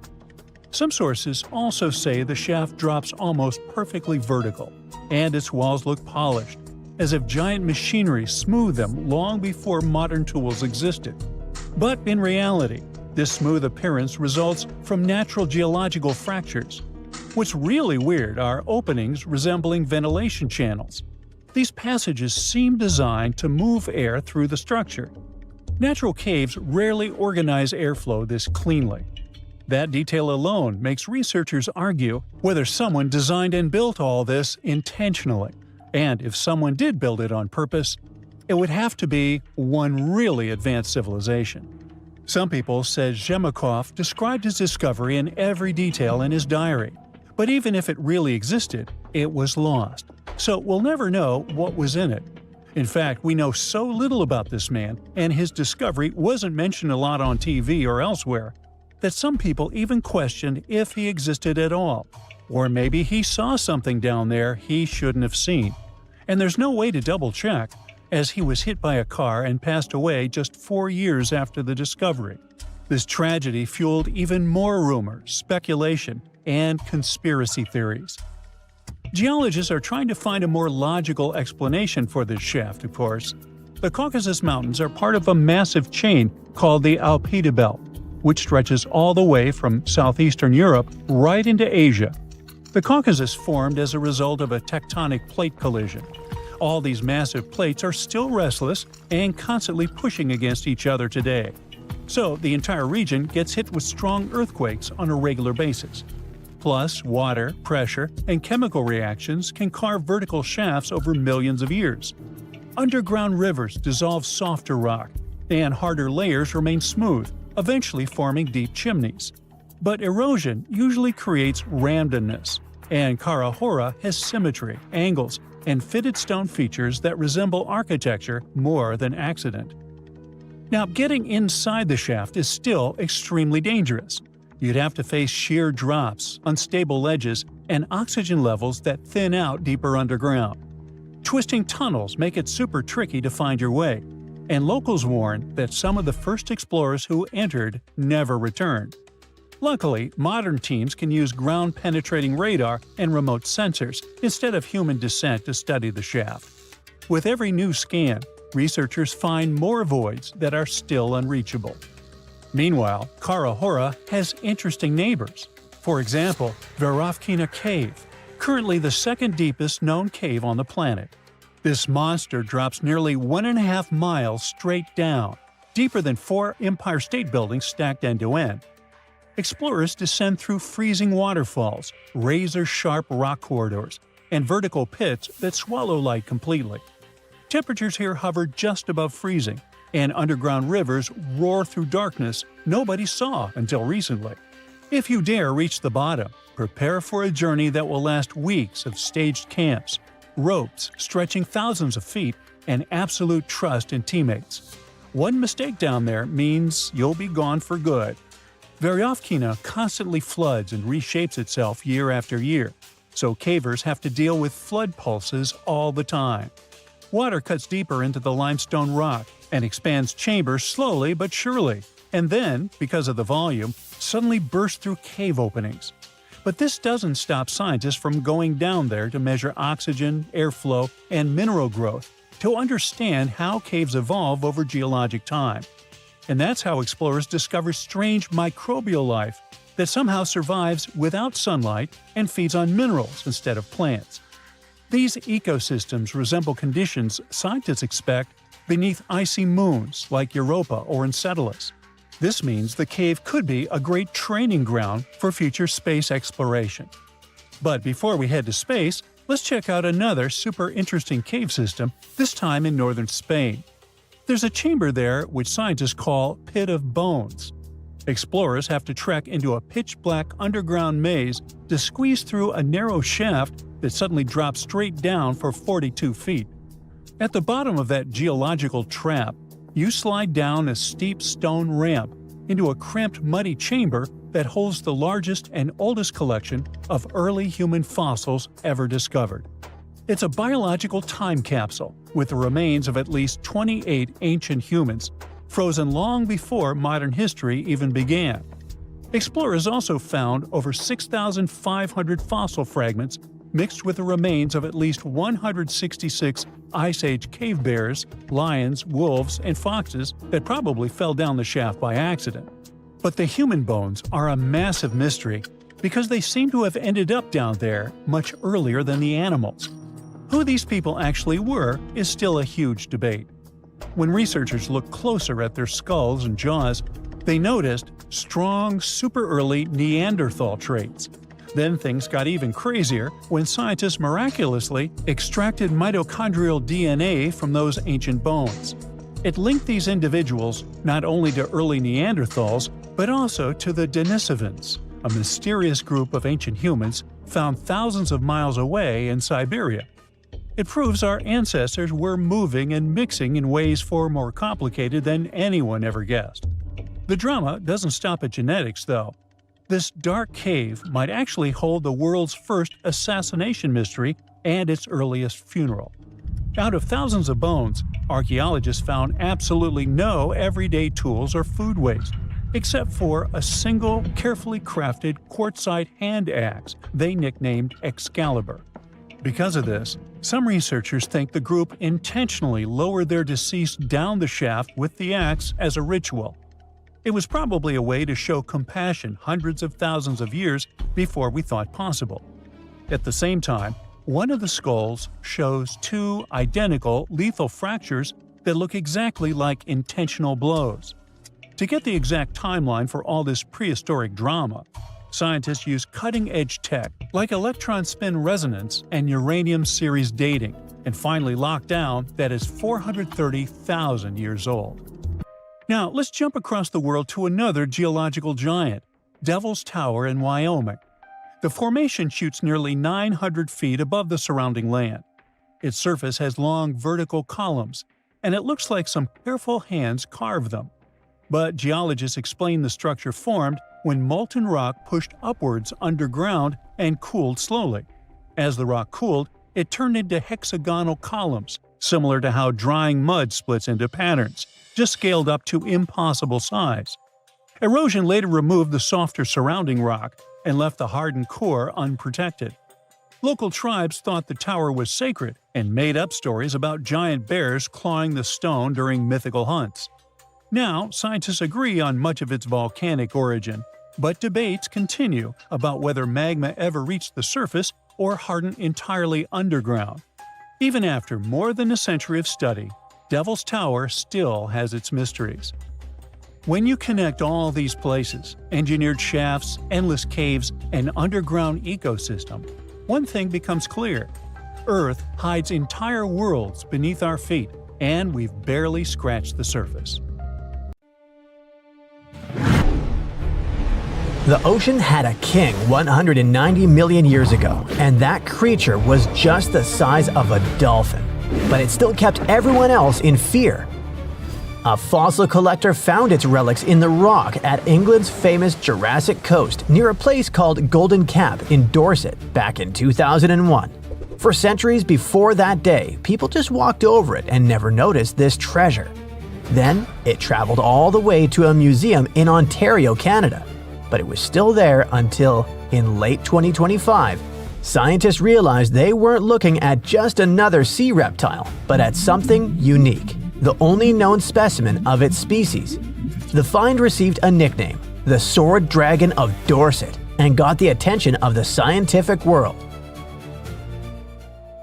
Ichthyosaurus, the group this animal belongs to, spent their lives in the ocean, but they don't have much in common with fish. Think of them as the marine equivalent of dinosaurs' cousins. For millions of years, they ruled the seas the way sharks and whales dominate today. But the sword dragon didn't have much in common with those bad guys. This creature stretched just about 10 feet long and had a pretty unusual appearance. Many ichthyosaurs had thick skulls and strong jaws, which were just perfect for crushing prey.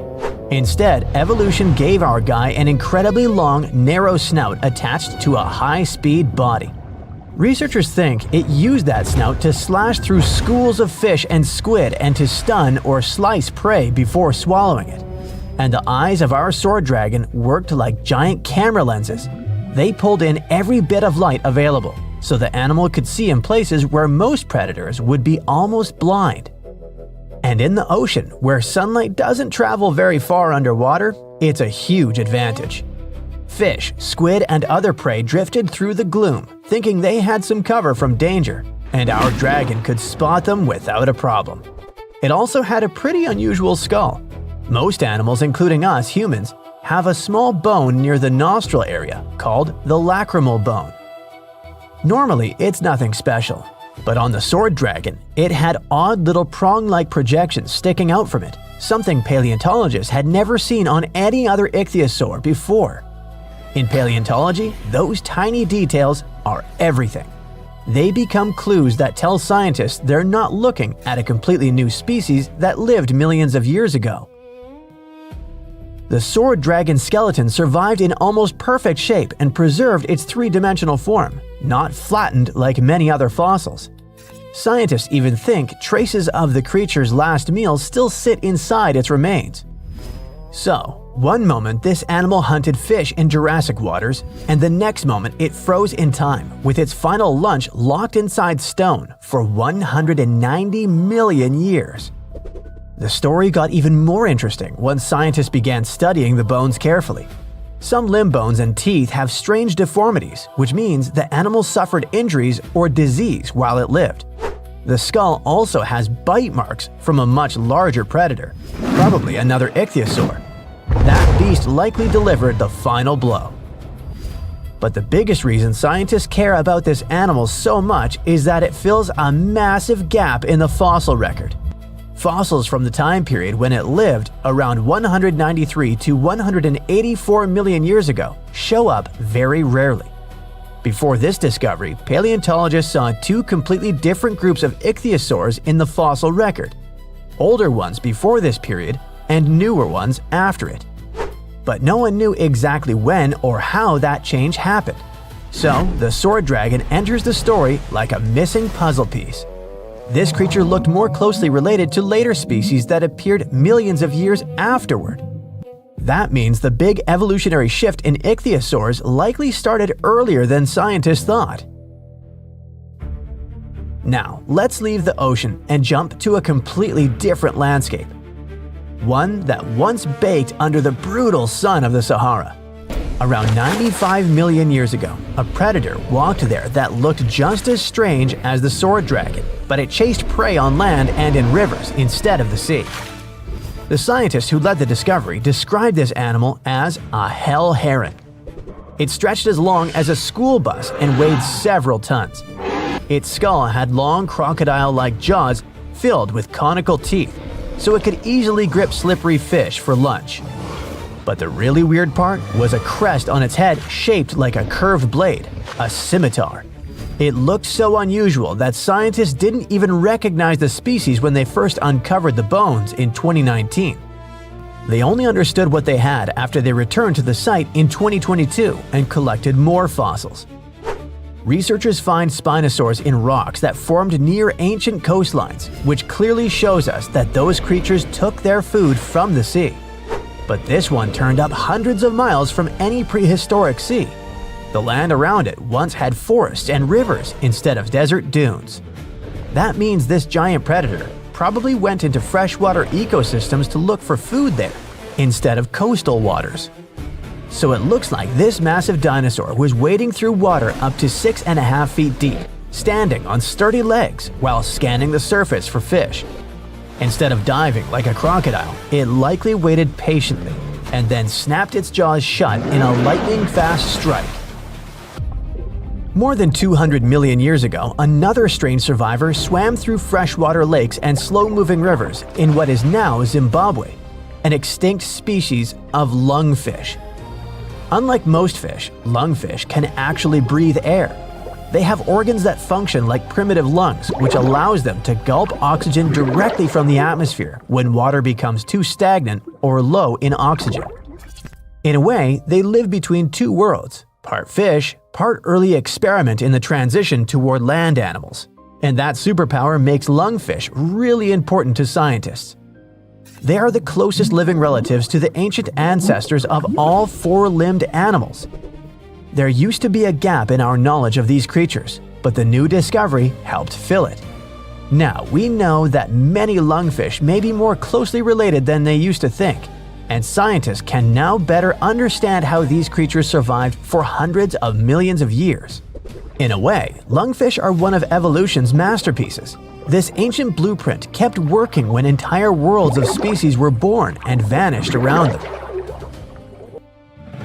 Now let's travel even further back in time, way before dinosaurs ruled the planet. Around 275 million years ago, another bizarre creature swam through freshwater lakes in what is now Brazil. Researchers discovered the species from 9 fossilized lower jaws, each about 6 inches long. Instead of pointing upward like normal teeth, this creature's teeth stuck out sideways. Every single jaw had the same strange design, which proved the twist wasn't a mistake, but the way the animal evolved. The inside surface of the jaw had tiny tooth-like bumps called denticles.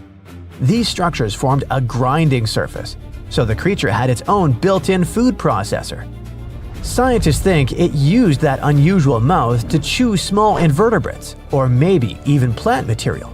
That's a pretty unusual diet for an animal whose close relatives were mostly carnivores.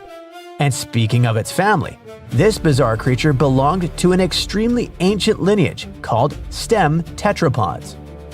Those were early four-limbed vertebrates that gave rise to modern reptiles, birds, mammals, and amphibians. By the time Tankia lived, most of those early lineages had already disappeared. Yet this one somehow survived, and newer, more modern animals evolved around it. Scientists call this kind of animal a living fossil. When researchers analyzed the fossils, they made the conclusion that this mysterious creature grew up to about 3 feet long and probably resembled a salamander with a longer snout. It swam through lakes in a world where the continents still formed the giant supercontinent Gondwana.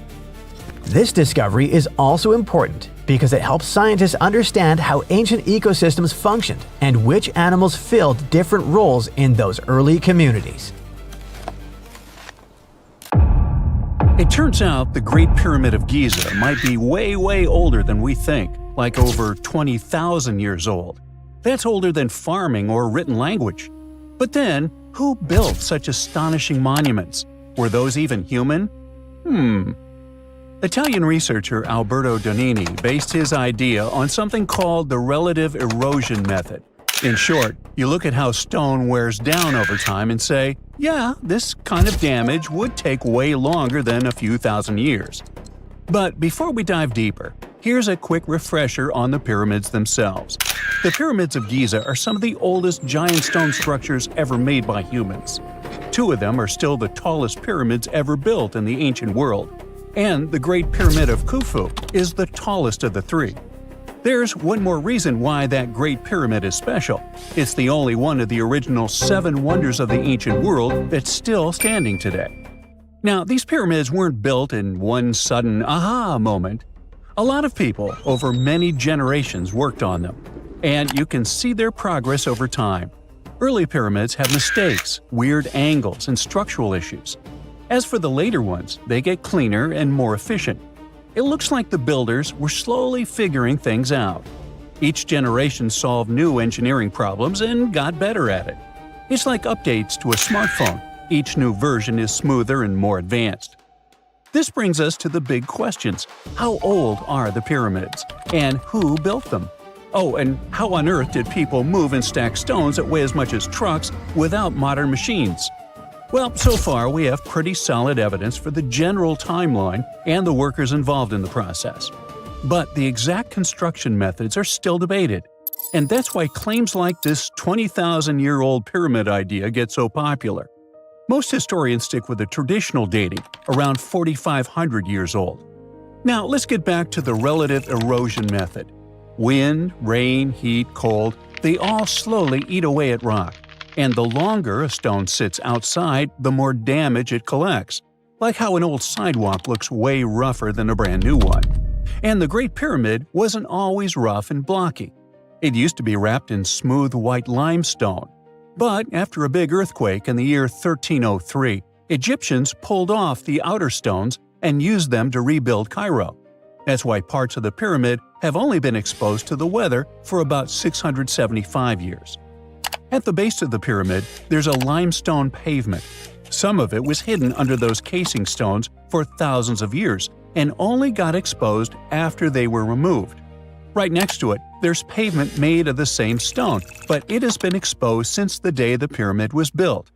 These different amounts of time in the open turn the pyramid into a natural stopwatch. Basically, Donini looked at 2 parts of the same stone, asking a simple question. If this much damage happened in 675 years, how long would it take to make that much damage? To get the answer, he didn't examine just one spot. He checked 12 different places around the pyramid, because stone doesn't wear down evenly everywhere. Some areas get more wind, others are exposed to more sun, and some may have tiny cracks that speed things up. Because of that, the numbers he got were very different. Some spots made the pyramid seem pretty young. Other spots made it seem crazy old. So instead of picking one number, he averaged them all together. And when he did that, the average came out to around 25,000 years old. If that estimate is even a bit close, it would mean the pyramid was built way earlier than we think, somewhere around 2300 BCE. Now, Donini doesn't claim this is an exact date. According to his analysis, there's a strong chance that the pyramid is much older than traditionally believed, but it's not a guarantee. So, it's no wonder that a lot of experts strongly disagree with this theory, which makes it controversial. Now, that's a great thing about science. It's based on facts, not whatever is popular at the time. But let's sneak a peek inside these mysterious ancient pyramids. The Great Pyramid is the oldest of the 3 famous pyramids of Giza, and it's also the biggest. It was built as a tomb for Pharaoh Khufu, who ruled during Egypt's 4th dynasty. If you've ever heard the name Cheops, that's just the Greek version of Khufu's name. Basically, same guy, like Robert versus Bob.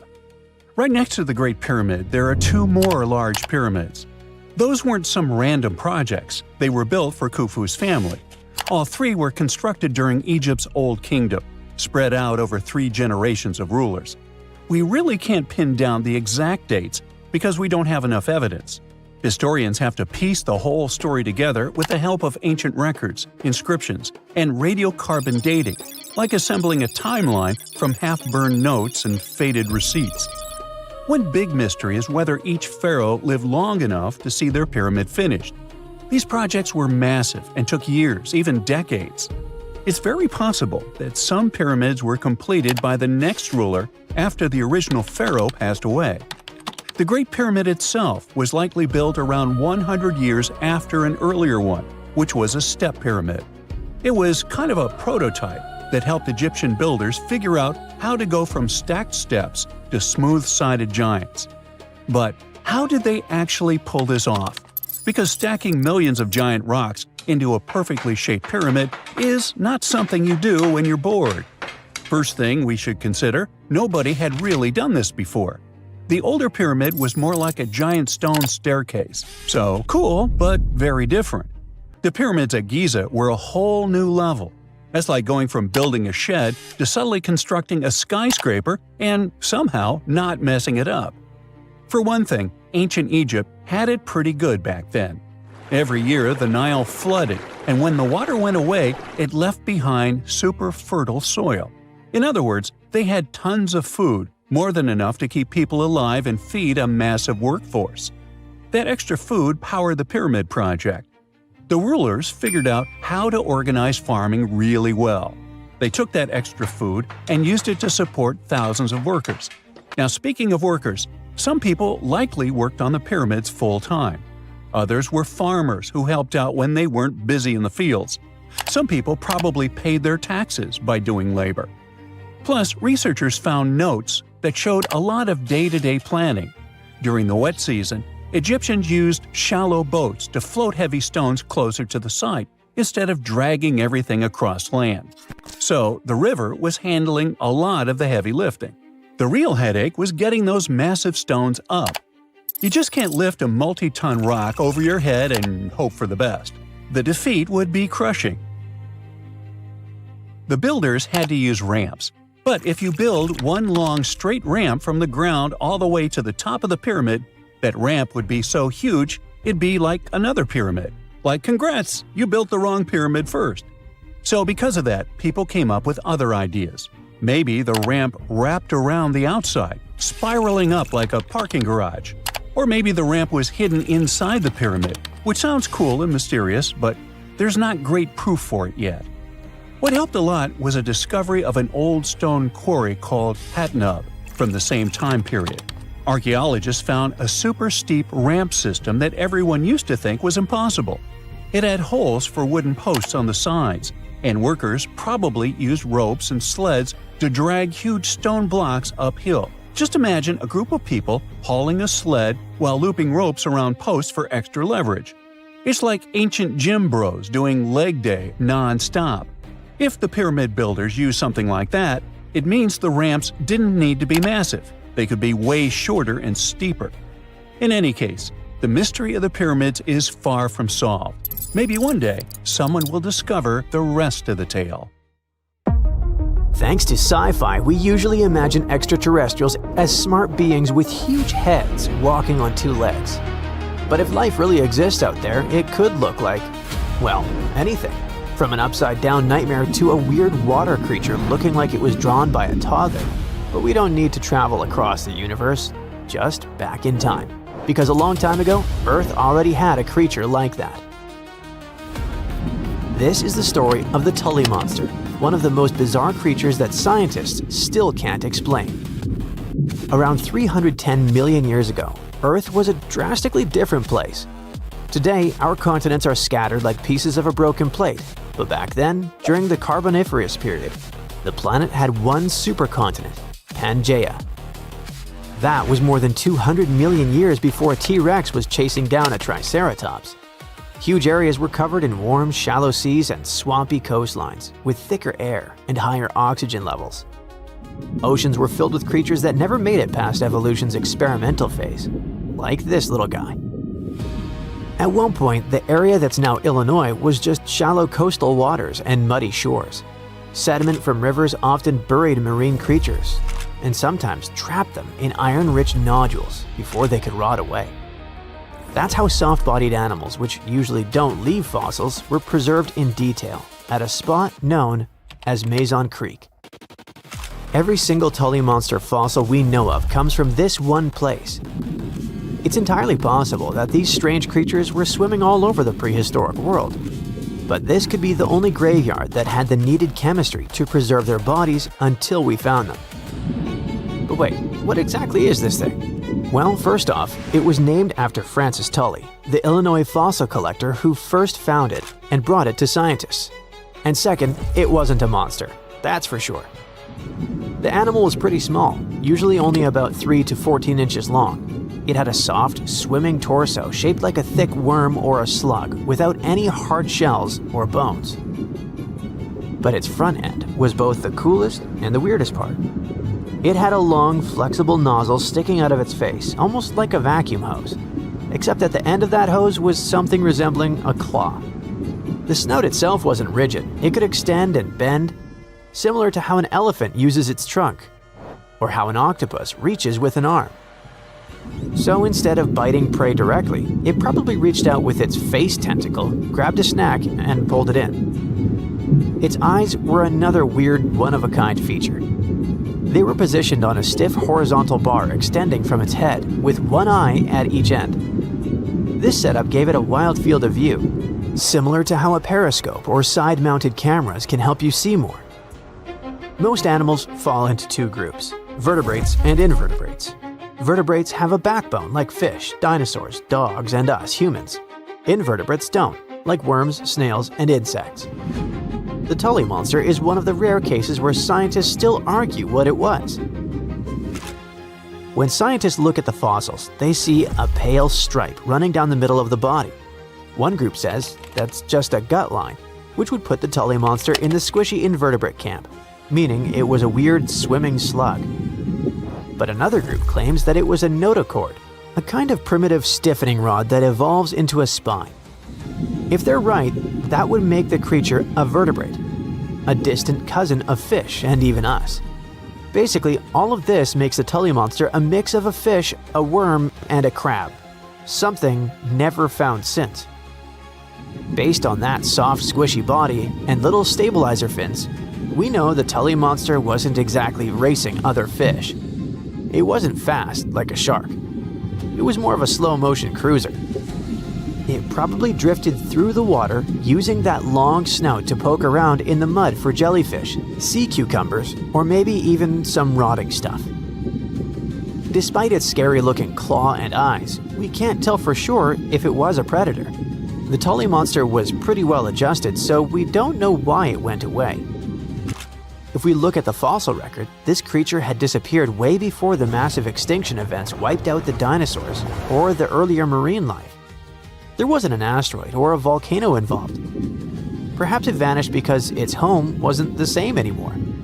Remember, the Carboniferous period was a wet, swampy world. But as time went on, Earth's climate shifted. Tropical estuaries dried up and the chemistry of the water changed. This probably caused Tully's specific playground to disappear. As far as we know, the monster left no genetic heir. Usually, if an animal goes extinct, it leaves behind a cousin or a descendant that evolves into something else. Dinosaurs left us birds. Ancient fish left us, well, modern fish. But the Tully monster remains unique. There's nothing alive today that looks remotely like it. And that's exactly why scientists are still pulling their hair out trying to classify it.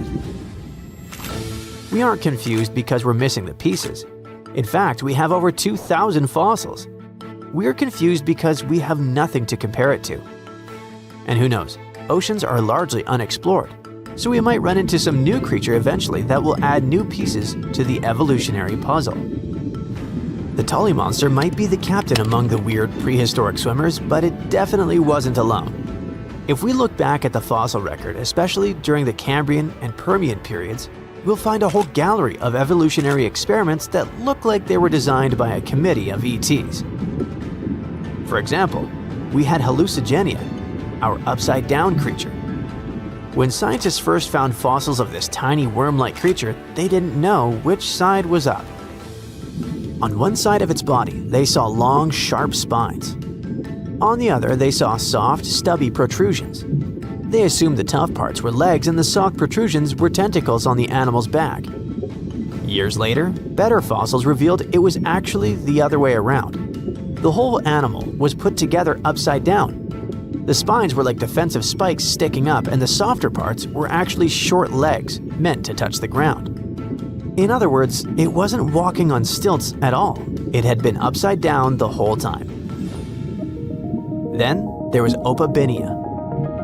This thing looks like a shrimp that got extremely confused. Most animals are happy with 2 eyes. Spiders have 8, but Opabinia decided it needed 5 for some reason. 5 mushroom-shaped eyes found out on its head, giving it a 360-degree view of the world. And if that wasn't enough, it had a long, flexible nozzle sticking out of its face, kind of like that of the Tully monster. When this animal was first presented at a science conference in the 1970s, the room actually erupted in laughter because everyone thought it was a practical joke. Finally, there was a creature called Helicoprion. At first glance, it looks like a shark. But look at the mouth. Instead of a normal jaw that opens and closes like a hinge, it had something called a tooth whorl. As it grew new teeth, the old ones rotated inward, creating a literal spiral of teeth in its lower jaw. It looked like a circular saw blade embedded in its chin. Scientists spent decades arguing about where this saw blade actually went. Some put it on the nose, some on the tail, until they finally realized it was inside the mouth. All of these creatures, the Tully monster, the upside-down worm, the 5-eyed shrimp, and the buzzsaw shark, remind us of one thing. We think we know what life looks like, but the history of our own planet proves that biology can be stranger than any sci-fi movie.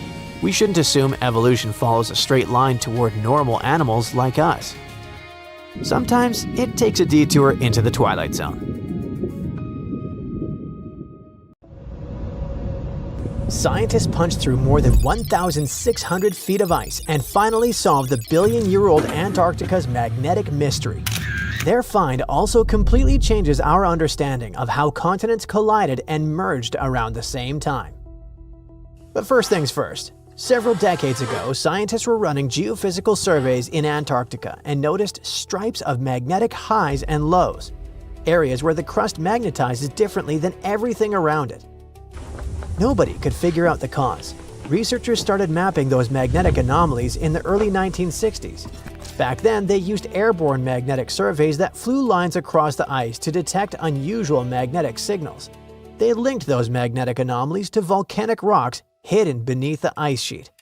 By the mid-1990s, international scientists launched an entire project to map Antarctica's magnetic anomalies across the entire continent. They put together millions of miles of magnetic survey data from airborne lines, sea, and even observations from space, and managed to produce the first continent-wide magnetic anomaly maps by the end of the 1990s. Those maps show how Antarctica's crust formed and changed through time. So they knew what was going on there, but couldn't explain why it happened like that. To get answers, researchers from St. Petersburg State University teamed up with scientists around the world to study one of the hardest places to work on the planet. Antarctica sits smack on the coldest winds on Earth, with ice sheets of about 1.5 miles thick on average. And that ice doesn't just sit there. Over millions of years, it grinds rock, buries valleys, and hides everything beneath its fractured frozen blanket. To reach the ancient bedrock that held the magnetic mystery, researchers had to drill over 1,700 feet of ice before they could even pull up samples from the underlying crust. When they brought those rock samples back to the lab, they turned out to be pieces of ancient volcanic island arc. There were entire chains of volcanoes that formed above subduction zones, similar to the Aleutian Islands in Alaska or the island arcs near Japan. In the lab, scientists looked at chemistry, measured magnetic minerals under microscopes, and used radiometric dating. This method reads the decay of unstable atoms to figure out the age of an object. And all this helped them determine that these rocks had a completely different origin than typical Antarctic crust. The team found that this volcanic island arc didn't just drift nearby. It collided with East Antarctica when the supercontinent Rodinia was in the forming stage. Rodinia gathered nearly all of Earth's landmasses into one colossal formation, and when that volcanic arc crashed into East Antarctica, it welded into place like two tectonic puzzle pieces, locking together. That collision left behind a distinctive magnetic signature, one that satellites can still detect today. The way these rocks recorded magnetism makes perfect sense once you understand a little bit about magnetic minerals. When molten rock cools, iron-rich minerals like magnetite align themselves with Earth's magnetic field, pretty much like tiny compass needles freezing in place. Over geological time, these locked-in magnetic directions act like memory sticks. When scientists studied the Antarctic samples, they found magnetic directions that didn't line up with ancient Antarctica's old magnetic field, but did line up with where that volcanic arc would have been long ago. That magnetic memory showed that the rocks didn't grow in place, but traveled and slammed into Antarctica. Alongside magnetic clues, scientists also compared gravity measurements from satellites and ground surveys, and found even more evidence that the rocks beneath East Antarctica weren't ordinary. Some regions of Antarctica have slightly weaker or stronger gravity depending on the density of rocks buried beneath the ice. Denser rock like ancient volcanic crust produces a slightly stronger gravitational pull. If you picture lying on a mattress, the way it dips over a bowling ball differs from where there's only foam. That's how gravity variations tell scientists something unusual lurks below. Those gravity patterns matched where the weird magnetic rocks were coming from. It only backed up the idea of an exotic chunk of crust attached to Antarctica's edge. And these findings show us that Rodinia's formation wasn't tidy or orderly. Bits of crust from far-off places got plastered onto Antarctica's edge and became clues that waited a billion years for scientists to dig them up. Over time, heat, pressure, and tectonic forces buried and reshaped those rocks, but their magnetic fingerprints survived. Another Antarctic mystery scientists recently solved is the secret of Blood Falls. Yep, as the name suggests, it's blood-red water pouring out of a glacier, and no one could explain what gives it its color. Back in September 2018, a camera captured the falls suddenly coming alive. At almost the same moment, instruments sitting on top of the glacier recorded something odd. The ice surface actually dropped slightly. The glacier sank, the red water flowed, and then the ice slowly lifted back up again weeks later. So beneath all that heavy ice, there is salty water locked away for ages. The glacier presses down constantly, squeezing that hidden water harder and harder. When the pressure builds too much, the ice shifts, opens somewhere deep below, and the trapped liquid rushes out in a sudden pulse. Blood Falls acts like a pressure valve for the glacier. Salt turns the water into a thick brine that refuses to freeze, even in Antarctica's brutal cold. Over thousands, maybe millions of years, freezing concentrated the salt more and more. It left behind a liquid that can still move through solid ice. Scientists believe minerals from buried rocks feed that salty mix and give us clues about what lies far below the glacier. The red color makes the whole scene look dramatic, but the explanation for it is surprisingly simple. Underground, the water carries dissolved iron. The moment that liquid touches air, the iron reacts with oxygen and turns rust red, just like metal left out in the rain. Within minutes, bright crimson stains spread across the white ice. Cameras near the falls showed fresh red staining spreading day by day. At the same time, temperature sensors deep in the lake where it flows recorded sudden cooling. Dense brine had slipped into the lake underwater and disturbed layers that normally stay perfectly stable. Even small disruptions matter here, since life survives in narrow zones where nutrients barely exist. As the drainage continued, scientists noticed the glacier slowed down too. With less water acting as lubrication underneath, the ice pressed harder against the rock below and moved forward more slowly. All this means that hidden water controls how fast entire glaciers slide across Antarctica. Some observations from the air also showed salty groundwater pathways stretching miles beneath the valley floor. The brine doesn't just sit under the glacier, but travels through rock and ice before finally escaping at Blood Falls. And deep inside that dark, oxygen-free water, there's life. Microbes live off iron and sulfur instead of oxygen and thrive in total darkness for millions of years. This ancient liquid may have stayed sealed beneath the ice long before humans even existed. Lake Enigma is another cool discovery from Antarctica with a twist. For a long time, researchers thought it was completely frozen solid. But during one expedition, they found that under the thick ice, there was a layer of liquid water about 40 feet deep. To learn more, they drilled through the ice and sent down a camera to explore what was hiding in the lake's depths. The lake's water, which they think comes from the nearby Amorphous Glacier, through a secret underground pathway, was filled with strange microbial life. These tiny microbes lived in mats that covered the lake bed. Some of the mats were thin and spiky, and others looked like crumpled carpets or even small tree-like shapes that grew up to 16 inches. Many of the microbes could make their own food through photosynthesis, just like plants do, and gave the lake a high amount of oxygen. One of the coolest discoveries was a type of microbe which usually lives in low oxygen places. Lake Enigma might be similar to environments on icy moons like Europa or Enceladus. So it could mean that these moons also have hidden water under their ice and possibly microbial life too. All the way back in 1972, a super-secret satellite was zipping around the globe. It was taking high-altitude photos of the flat grasslands in Kazakhstan. They were probably looking for military secrets. Instead, they caught a couple of frames of massive geometric shapes stamped into the dirt. They had accidentally photographed a 36-century-old ghost town. Because those photos were secret, it took decades for researchers to finally access the coordinates and send modern drones to map the area. That's how they uncovered a 346-acre ancient settlement. But what raised eyebrows isn't how big it was. The cool part is the high-tech prehistoric factory run by nomads. The site is called Semiyarka, which means the city of 7 ravines. Scientists named it like that because it's located on a cliff overlooking a wide river valley. It dates back to roughly 1600 BCE. At that time, the Eurasian steppe was basically a 5,000-mile flat belt of grass. The people living there were the ultimate minimalist campers. In this part of the world, large-scale farming is hard. Not impossible, just incredibly hard.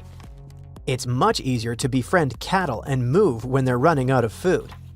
Basically, nomads relied completely on herds of sheep and horses to survive. But if you keep a massive herd in one spot, they will chew the grass down to the dirt eventually. That gave humans a simple choice: strap everything you own on an animal and follow fresh grass. Their food came straight from the animals as well. They lived on meat and fermented mare's milk, a sour, slightly alcoholic drink created by allowing horse milk to ferment in leather bags. But for some reason, builders in Semiyarka decided to stay.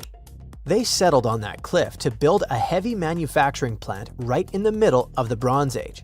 It's when humans finally stopped hitting things with rocks and started melting metal. Bronze is not a single metal, it's a mix.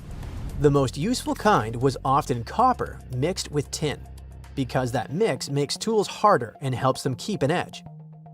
The timeline of technological progress around the world is almost random.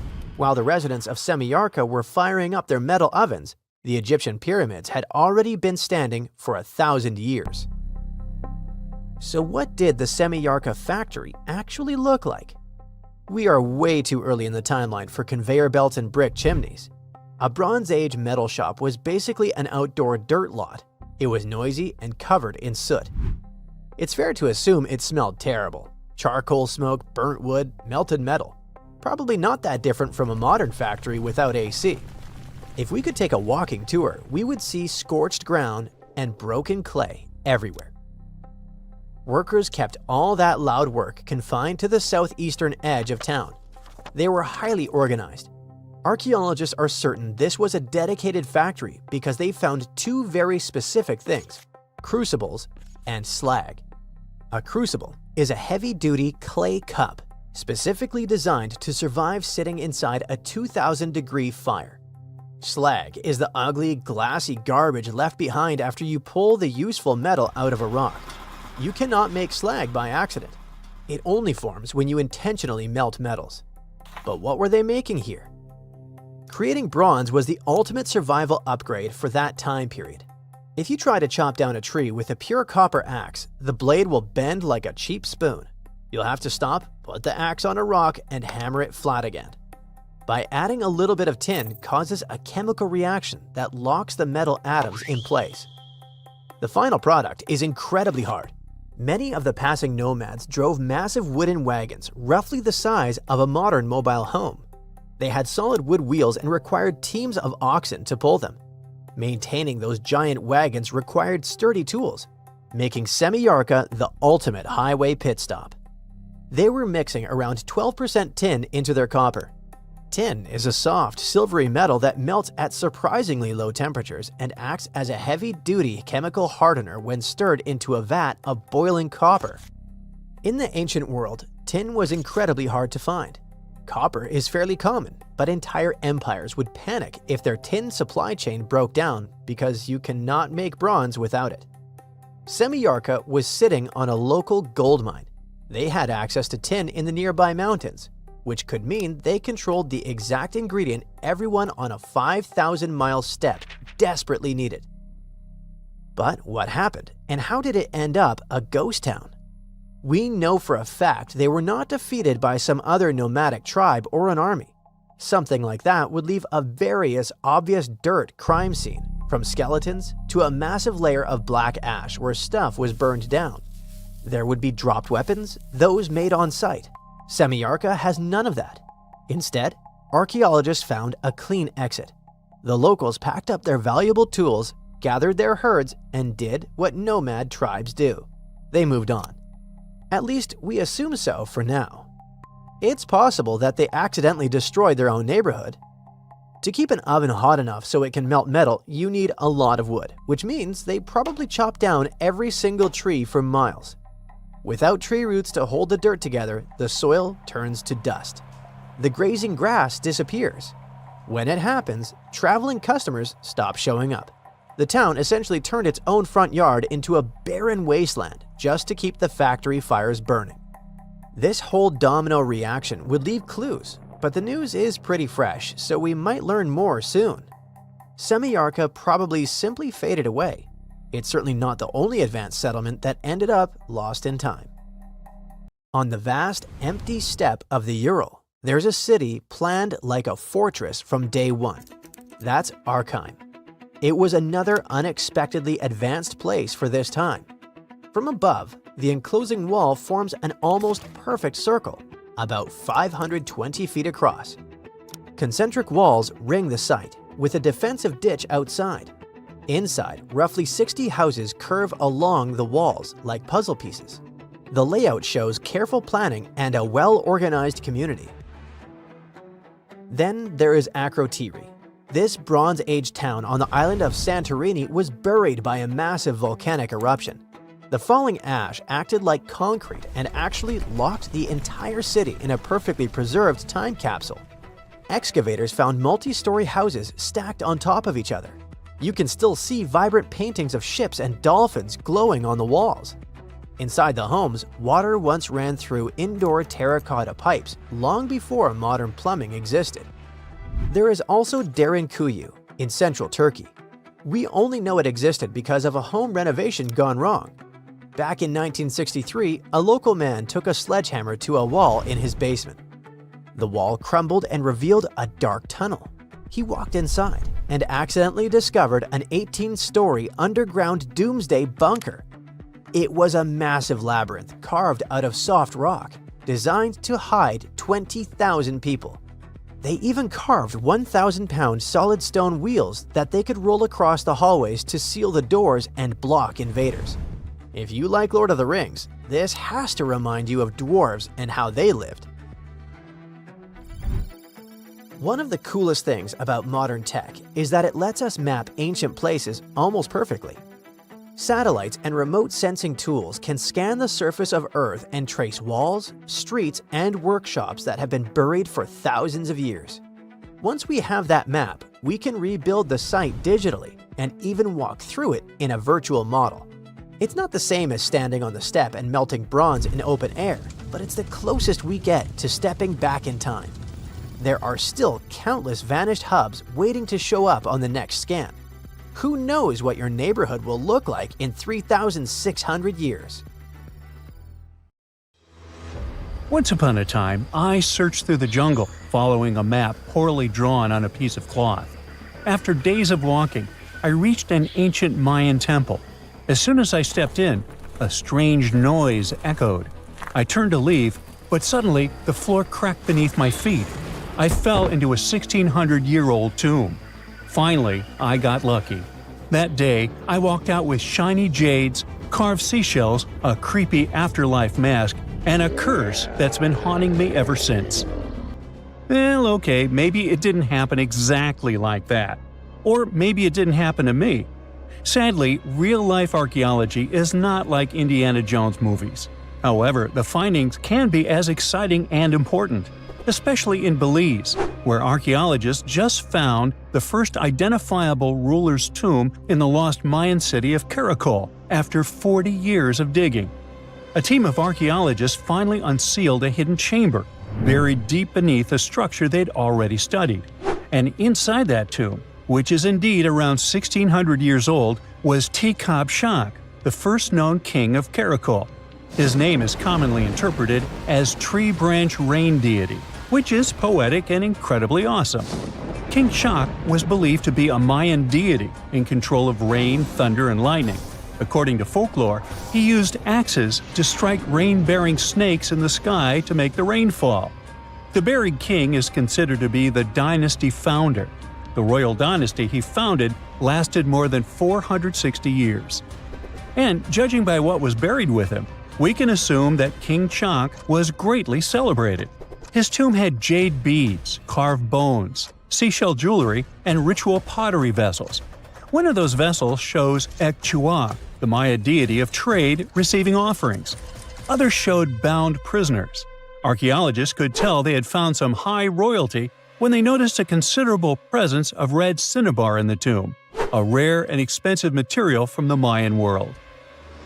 Then there's a jade mosaic mask, pieced together like a puzzle to cover the king's face in brilliant green.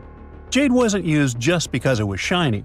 It was sacred and symbolically associated with life and demise. Polished jade glistens like it's been dipped in water, cool at first, but quickly warming in your hand. To the ancient Maya, this lifelike quality made jade a living, breathing substance. And for this reason, it possessed high religious and spiritual importance. The Maya associated it with the breath of life, with royalty, and with eternity. Covering someone's face in jade showed just how high-ranking that person was. King Shak's mask has yet to be examined properly, but another famous mask of King Pakal was made of over 346 green jade stone fragments. That's a lot of painstaking work. But maybe the most symbolically fascinating thing about this king was that he was old. Not just lived a good life old, toothless old. To us, that means he didn't clean his teeth properly, because no, you don't usually lose teeth just from getting old, as long as you maintain good oral hygiene and dental care. On the other hand, according to Maya legends, toothless elders were believed to have spiritual powers. Rulers and shamans mediated between realms, and aged or underworld deities were often shown as toothless in art. Now, speaking of realms, Mayan cosmology divided the universe into three layers. The upper world was where the deities lived. The middle world was where humans lived. It was carried on the back of a giant turtle or caiman, and surrounded by a primordial sea. Beneath it was the underworld, known as Xibalba, a dark and complex realm of spirits and ancestors. And certain people, especially rulers, shamans, and elders, were believed to move between these worlds. This king was a ruler, had a deity-like name, and was a toothless elder. boy, his power level must have been off the charts. But that's not all. Here's the eerie part. The tomb was buried beneath another tomb, which was discovered all the way back in 1993. Archaeologists were investigating a different burial when they realized there was another chamber hidden beneath it, an interesting hiding place. Remarkably, it worked. For more than 1,600 years, no one found him. This makes Tekhab Shak's tomb the first ever discovered at Karakol that can be definitely linked to a known ruler, thanks to hieroglyphs, burial context, and artifacts. Now, if you're not a geography or history buff, you've probably never heard of Karakol. Today, it's a remote ruin deep in the jungles of western Belize. But around 16 centuries ago, Karakol was one of the largest and most powerful cities in the entire Maya world. At its peak, it covered over 77 square miles, which, for reference, is larger than modern-day Belize City. Its population was around 100,000 people. That's more than most cities in Europe had at that time. And it wasn't just big, it was advanced. Karakol had pyramids, ball courts, palaces, reservoirs, and a very complex road system. Stuff like limestone superhighways stretching miles through the jungle. Past excavations also turned up arrowheads, drills, spindle whorls, figurines, and everyday tools. King Shak's tomb was one of the three major tombs found in the northeast Acropolis. That's near Kana, the central archaeological complex at Karakol, and one of the tallest human-made buildings in all of Belize, even today. It reaches an imposing 141 feet high and contains multiple levels of elite residences and temples. But even with that size, finding tombs isn't easy at all. Most have already been looted. We don't know what else can be hidden there, and in some places, it's too risky to dig up without causing damage. That's why it took researchers decades to finally find something untouched.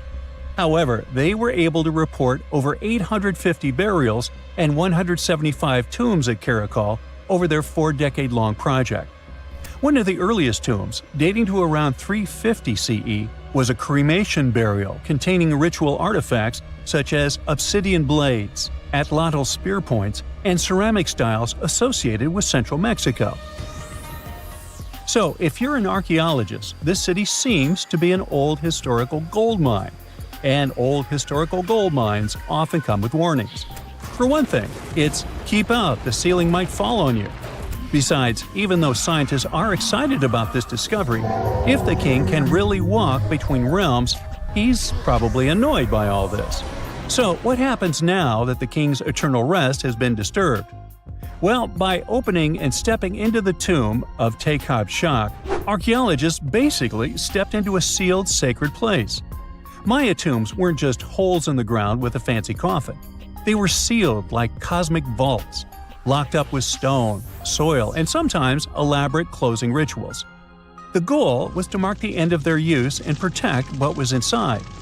Archaeology at Karakol and other Maya cities shows this in action: thick ceiling layers, termination offerings, and carefully placed debris, all saying, "This place is done, keep out."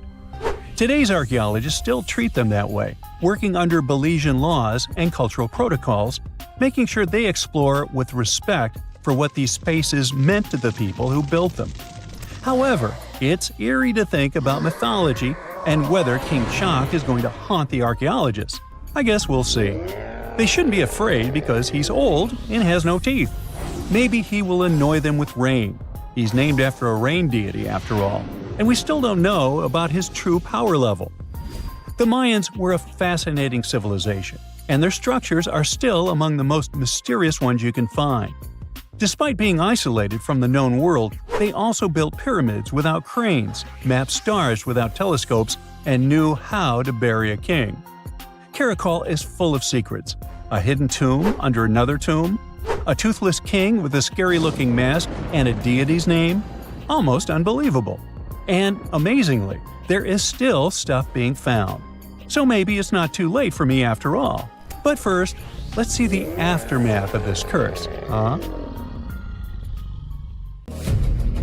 Do you like pink? Then this video is for you. But there will be no pink ponies, pink handbags, or pink mini pigs here. Instead, we're going to talk about the pink side of Antarctica. Yeah, this icy continent is not always white. In some places, it turns pink for very strange reasons. Let's take a tour of the pinkest places in Antarctica and uncover their secrets. Antarctica is home to many high mountains and volcanoes that hide all kinds of mysteries. One of them is pink rock. In West Antarctica, among the peaks of the Hudson Mountains, large boulders covered in a pink pigment lie scattered across the landscape. They've puzzled scientists for decades. These stones are made of granite. The pinkish hue of this rock is given by a mineral called feldspar. Pink granite can be found in many places around the world. But why are these rocks sitting among high mountains? Logically, you might assume they broke off from nearby peaks. But the problem is that the mountains themselves have no pink shade at all, which means someone or something removed these rocks from a large granite body and brought them here. But then, where is that massive block of granite? Well, scientists asked themselves the same question and launched a large-scale investigation. First, they analyzed the pink rocks and discovered that they formed about 175 million years ago, during the Jurassic period, when tyrannosaurs were walking the Earth. Hey, I wasn't around then. Well, what if some big, strong dinosaur simply dragged them here because it liked the color? It's a funny theory, but there has to be something else. Scientists decided to fly over the Hudson Mountains in a research aircraft equipped with unique geological sensors. Using special instruments and aerial surveys, they carried out precise gravity measurements and detected a geological signal beneath the Pine Island Glacier. The signal came from a massive granite body roughly half the size of Wales. Okay, now we know where the rocks came from. But how did it happen that gigantic granite deposits ended up beneath a glacier while these stones were scattered across mountain peaks? Well, tens of thousands of years ago, during the last ice age, the glacier in this region was much thicker than it is today. Millions of tons of solid ice pressed down on the granite below. The pressure was so intense that large chunks broke off from the massive pink rock and were pushed high into the mountains. But wait a minute, how is that even possible? A giant glacier presses down on a giant block of granite and somehow squeezes rocks out into mountain peaks? Well, first of all, a glacier is frozen water. In some places, it can melt and seep into cracks in the rock. When it freezes again, it expands and splits the rock apart. Second, glaciers move very slowly over tens and hundreds of thousands of years. A glacier grinds across the granite with its enormous weight, breaking it apart and pushing the smaller fragments along. And those small pink pieces are exactly what scientists found. It's like sandpaper moving across the surface of a wooden beam and scattering shavings in different directions. But why does this matter? Scientists can now better understand how glaciers move and change, and how they interact with the rock beneath them. Most importantly, they can see how Antarctica is changing as global temperatures rise. This helps us predict future climate changes on our planet. Now, let's come down from the high mountains and walk across the crunching snow. The white surface reflects sunlight and blinds you. You search for a darker spot to give your eyes a break, and suddenly you notice a large pink patch. It looks as if someone ate a watermelon here and spilled all the juice onto the snow. This phenomenon is called watermelon snow, but it has nothing to do with the fruit. The unique color is caused by a special type of algae called this. Hey, you try to pronounce this. Right now, these algae appear pink or red because they are in a dormant state. During their reproductive stage, they turn green. When you walk through a park and see yellow and brown leaves, you know it's autumn and the trees are preparing for winter. In Antarctica, instead of yellow leaves, there are pink algae. They turn red as they prepare for the long cold winter, and turn green again as the seasons change. But why do they do this? Well, the change in color helps them survive. White snow reflects sunlight and heat, but pink or green shades reduce reflectivity. The surface absorbs more heat, causing the snow to melt, and the more snow melts, the more water the algae receive. But are water and sunlight really enough for algae to live? Well, of course not. They also need nutrients. But how do they get them? The continent's residents provide the nutrients, and these residents are penguins. These adorable animals go to the bathroom, and their droppings fertilize the snow.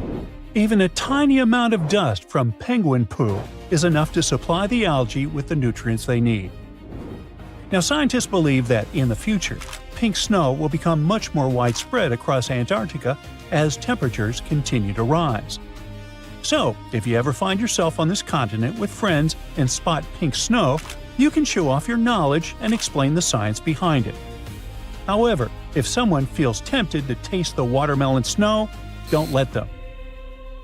The snow may look like fruit sorbet, but the algae in it are toxic. And don't forget, it also contains particles of penguin doo-doo. So, pink rocks have a pale shade. Watermelon snow has a brighter pink. The colors are getting more intense. And our next phenomenon is hard even to call pink. It has a dark red tone and looks a little eerie. Just look at this. Red water pours out of a glacier, staining everything around it with an ominous color. It's been flowing here for hundreds and possibly even thousands of years. When researchers first noticed this waterfall in the early 20th century, they were shocked. For a long time, no one understood the nature of this phenomenon. People speculated why red water was flowing out of the glacier and what gave it that color. Was it even water? The imagination runs wild. But relax, it really is water. And it isn't actually red. It's transparent, just like the water that flows from our taps. It simply contains something special that changes color upon contact with oxygen and sunlight. Now think about what happens to iron when it gets wet. It oxidizes, forms rust, and turns reddish-brown. Roughly the same process happens here. The water inside the glacier contains a huge amount of iron. When it flows out and comes into contact with oxygen, it oxidizes and takes on this eerie color. This explanation seemed perfect, and scientists were confident in it until they discovered something more. They studied samples of the water and found iron-rich nanospheres. Now, nanospheres are tiny particles, about 100 times smaller than a human red blood cell. In addition to iron, the nanospheres from the waterfall also contain calcium, silicon, aluminum, and sodium. When these nanospheres come into contact with oxygen, they turn red. But where do these nanospheres come from? And why don't we find anything like this in the bottled water we drink? Well, this Antarctic water has been trapped inside the glacier for hundreds of thousands, maybe even millions of years. In a way, it exists outside our planet's atmosphere in unique conditions. There's no light, no air, and everything is cold. Who knows what kinds of microorganisms live there and how they affect the water? Many things could be producing nanospheres and enriching the water with them. Scientists studied this waterfall not only to solve its mystery. They believe that if life can exist under such extreme conditions in Antarctica, it might also exist in similar environments on other planets. There are cold, sealed caves without sunlight and oxygen on Mars. What if microorganisms live there too? By studying the phenomena like this on Earth, we can better prepare for future research missions to Mars. I bet you've never heard of the legendary oasis of Zerzura. This ancient city is said to be hidden somewhere deep in the Sahara Desert, and its discovery could mean unimaginable riches and untold secrets. According to an anonymous 15th century Arabic guide, the key to unlocking the city lies in the beak of a bird carved on the city gate. Zerzura might not be as popular as Machu Picchu or the pyramids, but that just makes it more mysterious. Legend has it that Zerzura is built around this big oasis somewhere in the desert west of the Nile. Apparently, it's made out of white stone and has all these luxurious houses and gold decorations. The story goes that a scribe wrote down the account of a traveler who stumbled upon Zerzura while looking for his lost camel. At one point in his journey, the man got caught up in a sandstorm, where he got separated from the rest of his group. The traveler kept wandering in the desert for days, and then, out of nowhere, two men showed up and guided him to the city of Zerzura. The traveler described this city as an oasis filled with little birds and made out of pure white stonework. The city is also said to be guarded by giants. In 1835, an English Egyptologist named John Gardner Wilkinson mentioned the city in one of his books. He spoke to a man from Egypt who found the city by accident after days of wandering through the desert. He mentioned some ruins, unusual stonework, and a large oasis surrounded by palm trees. The man even gave some instructions on how the city could be found, indicating that it might be in the western desert of Egypt. But here's the kicker. Even though a group of explorers went out to find Zerzura, they didn't succeed. At the same time, they did stumble upon a bunch of previously unknown oases. In the early 1900s, numerous expeditions were sent to find the city, including one with a fleet of Ford Model A trucks. But, alas, none were successful. Others say Zerzura did exist at one point, but not anymore. It's possible it was swallowed by the desert. It's believed that back in the day, the Sahara Desert was actually green. Scientists even found traces of ancient rivers that flowed through the area 100,000 years ago, creating green corridors across the desert. But Zerzura might have never been real to begin with. Maybe it only existed in the minds of people, a figment of their imagination as they were struggling in the African desert.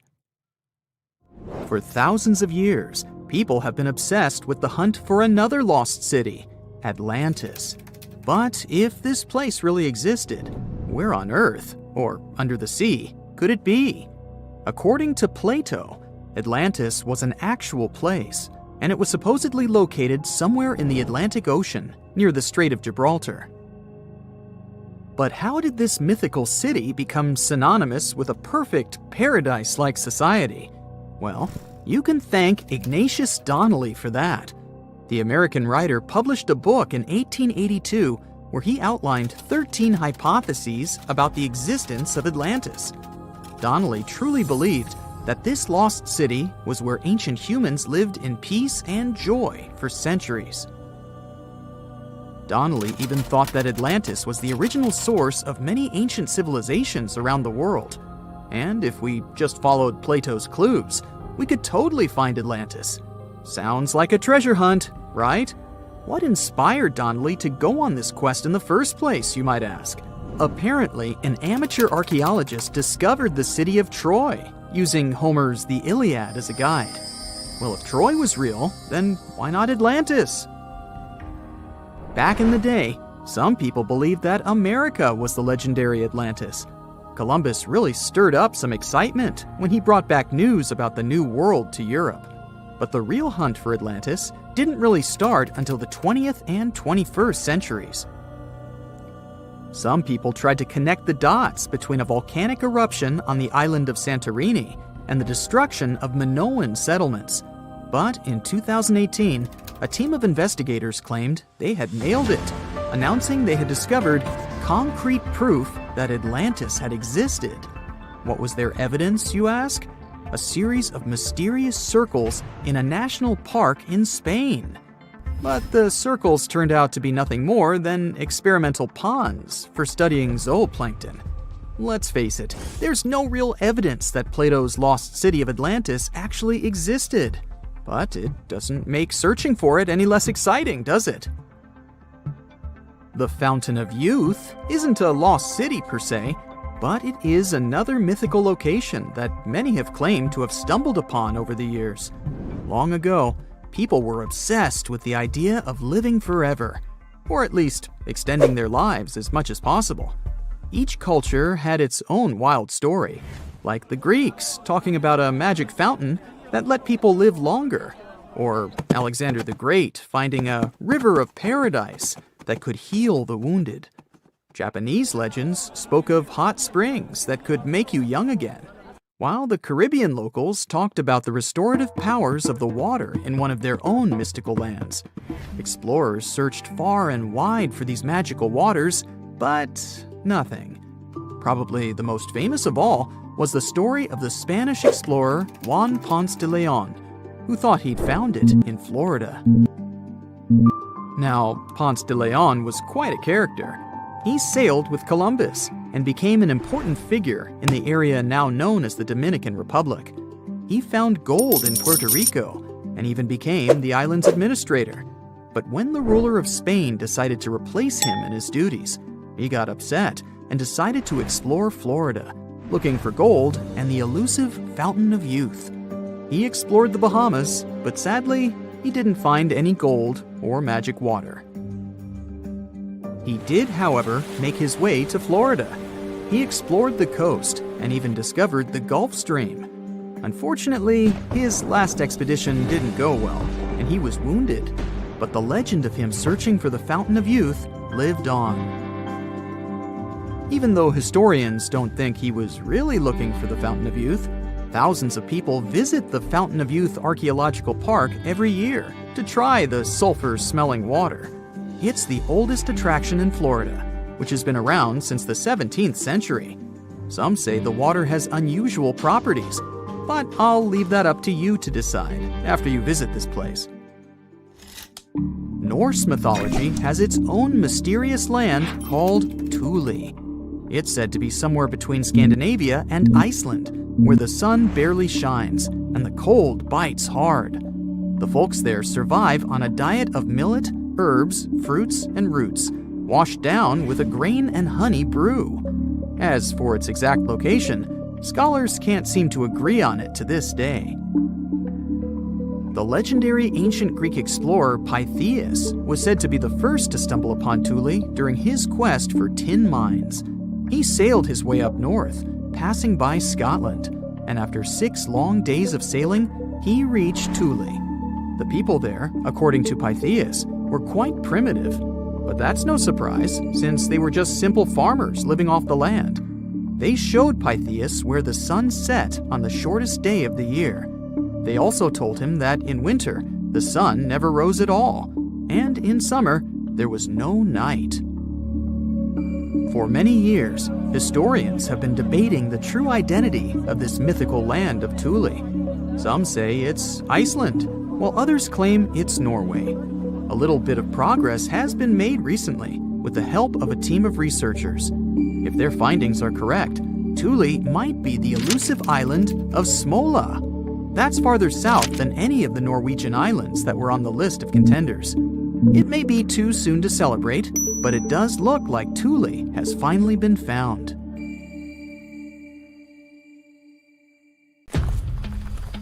They finally did it. After 300 years of searching, archaeologists pinned down the location of the lost land of the White Jaguar, the city of Maya hidden in the wild jungles of Mexico. It all kicked off back in the 1500s with the Lacandon Maya. These guys were some super tough survivors who just didn't quit. When their main capital, Lacamtun, fell to the Spanish in 1586, most people would have called it game over, but not the Lacandon. Nope, they packed up, headed deeper into the rainforest, and built their last stronghold, Sacbalan. It was a hidden fortress of stone temples, twisty jungle trails, and howler monkeys acting like noisy little guards. For over 100 years, the Lacandon managed to keep their traditions alive there, far from European control. Then, in 1695, history came crashing in. A Spanish friar named Diego de Ribas stumbled into Sacbalan. And yeah, that was basically the beginning of the end. Soon after, the Spanish took over. By 1721, the Maya had abandoned Sacbalan. The jungle didn't waste time. It swallowed the place whole, with roots tearing into walls and vines smothering plazas. The city didn't just disappear, it got eaten alive. For the next 300 years, Sacbalan turned into more of a myth than a memory. A name archaeologists and explorers would whisper, secretly hoping to find it one day. Plenty of expeditions tried to track it down, but the rainforest is sneaky. Every path looks identical, maps fall apart in the humidity, and even GPS can't cut through the thick green ceiling. It was like looking for a needle in a haystack. Except the haystack was alive, covered in thorns, and yeah, crawling with jaguars that would happily make you lunch. So how did the scientists crack the mystery? One word: a letter from the 17th century. The letter by Diego de Ribas described all the routes, rivers, and trails leading to Sac Balan. It showed in every detail the journey of the soldiers who walked 4 days to the Lacuntun River after leaving Sac Balan. Then they sailed for 2 days and arrived at the church El Encuentro de Cristo, left their canoes, and continued on foot to Lake Petén Itzá in Guatemala.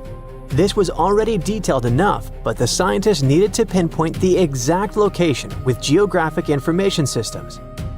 They took into account vegetation layers and how much each person was carrying to map an approximate range where Sac Balan should be. They fed this information to GIS and calculated where the city should be. And bingo, it worked. Archaeologists traveled through the jungle and found stone temples rising like broken teeth from the earth. There were also some tools and ceramics, and a Spanish church right in the middle of the ruins. The discovery isn't just about cool ruins, it rewrites history. For decades, people assumed the Lacandons simply scattered after Lacamtun fell, but Sac Balan proves they regrouped, fought, and preserved their culture for over a century more. It's like discovering the final chapter of a book we thought ended too soon. There's also irony here. The Spanish friar who revealed Sac Balan helped doom it. Yet his letter, centuries later, also helped save its memory. Today, the ruins sit inside a biosphere reserve, protected by the same jungle that once hid them. Tourists can't just waltz in. It's raw, tangled, alive. The city breathes again, but on its own terms. Scientists just uncovered another lost city, buried under the thick jungles of Mexico. It had been hiding there for 600 years. The place is called Gengola, and it's massive, about 360 hectares with more than 1,100 buildings, 2.5 miles of defensive walls, its own network of roads, and a super organized city plan. Because it was so deep in the jungle, you'd never realize how huge it really was unless you spent years hiking through it. But modern tech swooped in to save the day, using LiDAR, a kind of laser scanning tool. Researchers flew over the site, and in just 2 hours, they had a full 3D map of the entire city. Gengola was built sometime between 1350 and 1521, back in pre-Columbian times, and it used to be buzzing with life. It was a major hub for the Zapotec people, who had been around in the region since about 600 BCE. Families there lived in homes with big central patios surrounded by rooms, and as they got new members, they just add more rooms and stretch their houses out. They even used the mountains around them as natural walls and channeled mountain water for drainage. A lot of their buildings are still standing, which is wild considering how much time has passed. By the late 1400s, the Zapotec were real powerhouses along the Pacific coast. They even fought off the Aztecs, who were constantly trying to expand. At Gengola, they survived a brutal 7-month siege. But even though hiding in the mountains kept them safe, it wasn't perfect. They didn't have enough fresh water or farmland to feed everyone. Just 12 miles away, the smaller city of Tehuantepec had what they needed. So the Zapotec moved there right before the Spanish arrived in 1521. What the scientists have seen so far is just scratching the surface. That LiDAR scan revealed more than 1,000 buildings, and archaeologists are planning years of research to figure it all out. Instead of digging everything up and risking damage, they'll use advanced scanning tech to keep studying the city safely. Alright, now let's hop across the world to Egypt, where archaeologists stumbled on a whole lost city called Imet, tucked away in the eastern Nile Delta. The place was buried under layers of mud, water, and time, hiding in a swamp that's been shifting and changing for thousands of years.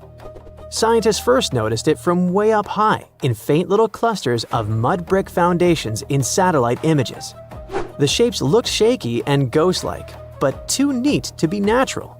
So they followed the patterns down on the ground, started digging, and the city started coming back to life. They found multi-story tower houses, basically mini skyscrapers of the ancient world. They had multiple floors, thick foundations, and could handle some serious weight. That kind of vertical living is super rare in Egypt, especially outside the Nile Delta. It showed that people in Imet weren't just spreading across the land, but stacking upward, which means the city was packed, carefully planned, and way more urban than anyone thought for that time. And it wasn't just fancy housing either. Archaeologists also uncovered a grain processing center with paved work areas, animal pens, and organized spaces for food production. Clearly, this was a city with a real economy running behind it. Not far from there, they spotted a ceremonial road that once led to a temple for Wadjet, Imet's patron deity. But later on, other buildings got plunked down over the road, which shows that Wadjet's worship faded over time. Still, the ruins coughed up some amazing relics, a green faience little funerary figurine, and a stela showing Harpocrates perched on crocodiles and gripping snakes. He was the Greek spin on Horus, deity of silence, secrets, and the newborn sun. And there was even a bronze sistrum, an ancient Egyptian musical instrument decorated with twin heads of Hathor. Turns out, Imet was active from around the 4th century BCE onward, stretching from Egypt's late period into the Roman era. Its location along trade routes made it a magnet for merchants and pilgrims visiting Wadjet's temple. So it wasn't just hanging on, it was thriving, connecting, trading, and adapting with the times. And this isn't just another dusty ruin. Imet is giving us a window into everyday life, religion, and urban planning in the Delta, which we've always known way less about compared to the big pyramids and tombs. So, you've probably heard of the mythical city of Atlantis. But did you know there's a real Atlantis of the sands? In 1992, a group of amateur researchers and archaeologists got curious about a lost city called Ubar, supposedly hidden in the deserts of Oman. According to legends and ancient texts, Ubar vanished because a deity got angry with the city's ruler. For centuries, no one could find it, and it became more myth than reality. That is, until a likely duo, a lawyer and a filmmaker, teamed up with NASA. They used a special radar system that could see through the thick desert sands and discovered ancient trade routes, compacted by the movement of thousands of camels. Ooh, imagine how that smelled. Anyway, this led them to the remains of Ubar, a bustling center for trading frankincense 5,000 years ago, a substance once as valuable as gold. This information was all they needed to get boots on the ground and start exploring the area. A group of over 40 volunteers removed 200 tons of sand from the site. They found something big, but it really didn't look like a city. Most Arabs in the past didn't live in traditional dwellings. They tended to live in open-sided tents that allowed the cooling breezes to pass through. But at the center of the tent city, there was a fortress that was the king's home. The fortress they found was ringed by 8 walls, each about 2 feet thick, 10 to 12 feet high, and about 60 feet long. At each corner stood a tower roughly 10 feet in diameter and 30 feet tall, exactly as it was described in that ancient religious text. Now, what the king who built it didn't know is that he built his impenetrable fortress on top of a highly corrosive limestone cavern. With time, the layer of ground above the fortress gave way to a sinkhole, and the whole thing swallowed the fortress all the way. Sinkholes happen when underground water starts to erode the bedrock, making the soil very unstable and fragile. Having a city on top of that certainly doesn't help. The whole thing just went kaboom one fine day, and we only found out about it recently. Yow! Meanwhile, Santorini is known for its stunning views and romantic getaways. But it's also home to one of the most fascinating archaeological sites in the world, the ancient city of Atrotiri. Dating back over 6,000 or 7,000 years ago, Atrotiri was a Bronze Age hub. That is, until it was wiped out by a volcanic eruption. Everything changed for Akrotiri in the 16th century BCE, when a series of earthquakes hit the city. The city lay buried under volcanic ash, much like Pompeii. The exact date of the eruption is still debated, although there are some clues found in unusual tree ring patterns from years like 1597 and 1560 BCE. Now, it seems as though the residents of the city quickly packed up and left, and good thing they did, because what followed was one of the largest volcanic eruptions in the last 4,000 years. The ash was so thick that the city remained hidden for thousands of years. You see, the Akrotiri civilization was known for its monumental architecture and fantastic art, being sometimes called the first civilization in Europe.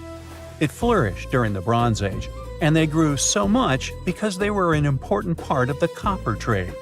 The civilization saw over 500 years of wealth and prosperity. They expanded so much, their cities had extensive drainage systems, and their people produced high-quality pottery, according to what researchers found in later excavations. Fast forward to 1867, when locals started stumbling upon ancient artifacts of this civilization in a quarry. These findings first caught the attention of a French geologist who did the first digs. But it wasn't until modern excavations that the true scale of the lost city was revealed. As archaeologists dug deeper, they discovered a sophisticated settlement. Akrotiri was a key trading hub between Crete and Cyprus, with evidence of copper, pottery, and paved streets. It was a bustling, organized city, until that devastating volcano wiped it off the map. What's left today are stunning remnants of their culture, like beautifully preserved frescoes. These paintings, created with mineral pigments, show scenes of daily life, flotilla of boats, blooming flowers, and birds in flight. Across the Atlantic, Peru is world-famous for the majestic ruins of Machu Picchu. But there's a lesser-known, heartbreaking chapter in its history, the tragic destruction of the city of Jungay. In 1970, a seemingly small shift in a tectonic plate triggered a massive 7.9 magnitude earthquake, causing devastation on a scale few could have imagined. It was a peaceful Sunday afternoon when the regions of Uncas and La Libertada were rocked by the quake. The epicenter was about 22 miles off the coast, where the Nazca Plate dives, or subducts, under the South American plate. It affected an area of roughly 83,000 square kilometers, larger than Belgium and the Netherlands combined. The tremors were so powerful, they were even felt in central and western Brazil, which are not exactly close by, just to give you an idea.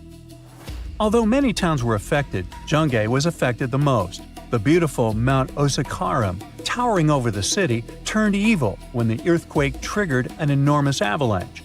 A mass of glacial ice and rock, about 3,000 feet wide and a mile long, came barreling down the mountain at over 100 miles per hour. It roared down the slopes, gathering mud, rocks, and debris as it raced toward the city, obliterating everything in its path. In just minutes, the avalanche traveled over 8 miles and buried Jungay under tons of snow and mud. Over 25,000 people lost their lives in the disaster, leaving the city almost completely covered. Peruvian officials have since declared the place a national mourning area, forbidding any excavations out of respect for those who perished. What's even more astonishing is that a few people managed to find refuge in a nearby resting place on a small hill. Some say that the town's fate had been foretold years before by a priest who warned about living in the shadow of such an unstable mountain. There's no way to confirm this, but it remains a part of local legend. Now, as strange as it may sound, this American city is sitting at the bottom of the man-made Lake Shasta, and how it got there is what matters most here. Once, the city of Kinnett in California had 40 saloons, dozens of stores, a hotel, hospital, a school, and an opera house. Today, it rests as deep as 400 feet below the water surface. In the beginning, the city of Kinnett was a mining community. The town started to spark attention in 1852 when it was announced that gold was found in the area. Kennet was also very close to the Southern Pacific Railroad, so it was a hotspot for businessmen, railroad workers, and the thousands of mining men that worked in the surrounding mines. At its peak, Kennet boasted a population of 10,000 people. Apparently, the city grew too big, too fast, and its economy couldn't handle it. In 1923, Kennet's largest mine closed permanently, and that was just the excuse the officials needed. Authorities wanted to build a dam in the nearby region, so in 1935 they started working on the Shasta Dam. When Shasta Lake began filling up with water in 1940, the old town's hotel and saloon still existed and were left standing. Today, all of its remaining structure sits in the deepest part of Shasta Lake. Now, here's the craziest part. During a recent California drought, some parts of the town that were taken by the lake's water started to reveal itself. After almost a century underwater, old bridges, train trestles, tunnels, and the town's foundations started to pop out of the lake's muddy depths. This coffin seems to defy logic. No visible openings, no way in or out. And yet, inside lies Lady Shanette Ah, a mysterious woman from ancient Egypt, perfectly preserved even after 3,000 years. How did she get there?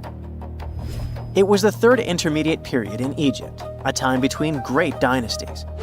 Pharaohs wore the blue crowns. Priests in Thebes were almost as powerful as kings. Markets were filled with the cries of merchants selling dates, papyrus, and precious perfumes. Lady Shanette Ah was in her late 30s or early 40s, old age by Egyptian standards of that time. Like other Egyptians at the time, she ate meals of bread, lentils, and fish. By that age, her teeth were already badly worn down, yellowish with enamel eroded, because food in ancient Egypt often had grains of sand in it. But she wasn't just a regular woman. When she passed away for unknown reasons, her burial was lavish. Locals wrapped her body in expensive linen and adorned with artificial eyes to replace her real ones. That would help her see in the afterlife. And that's exactly how we found her 3,000 years later, in a beautifully decorated sarcophagus.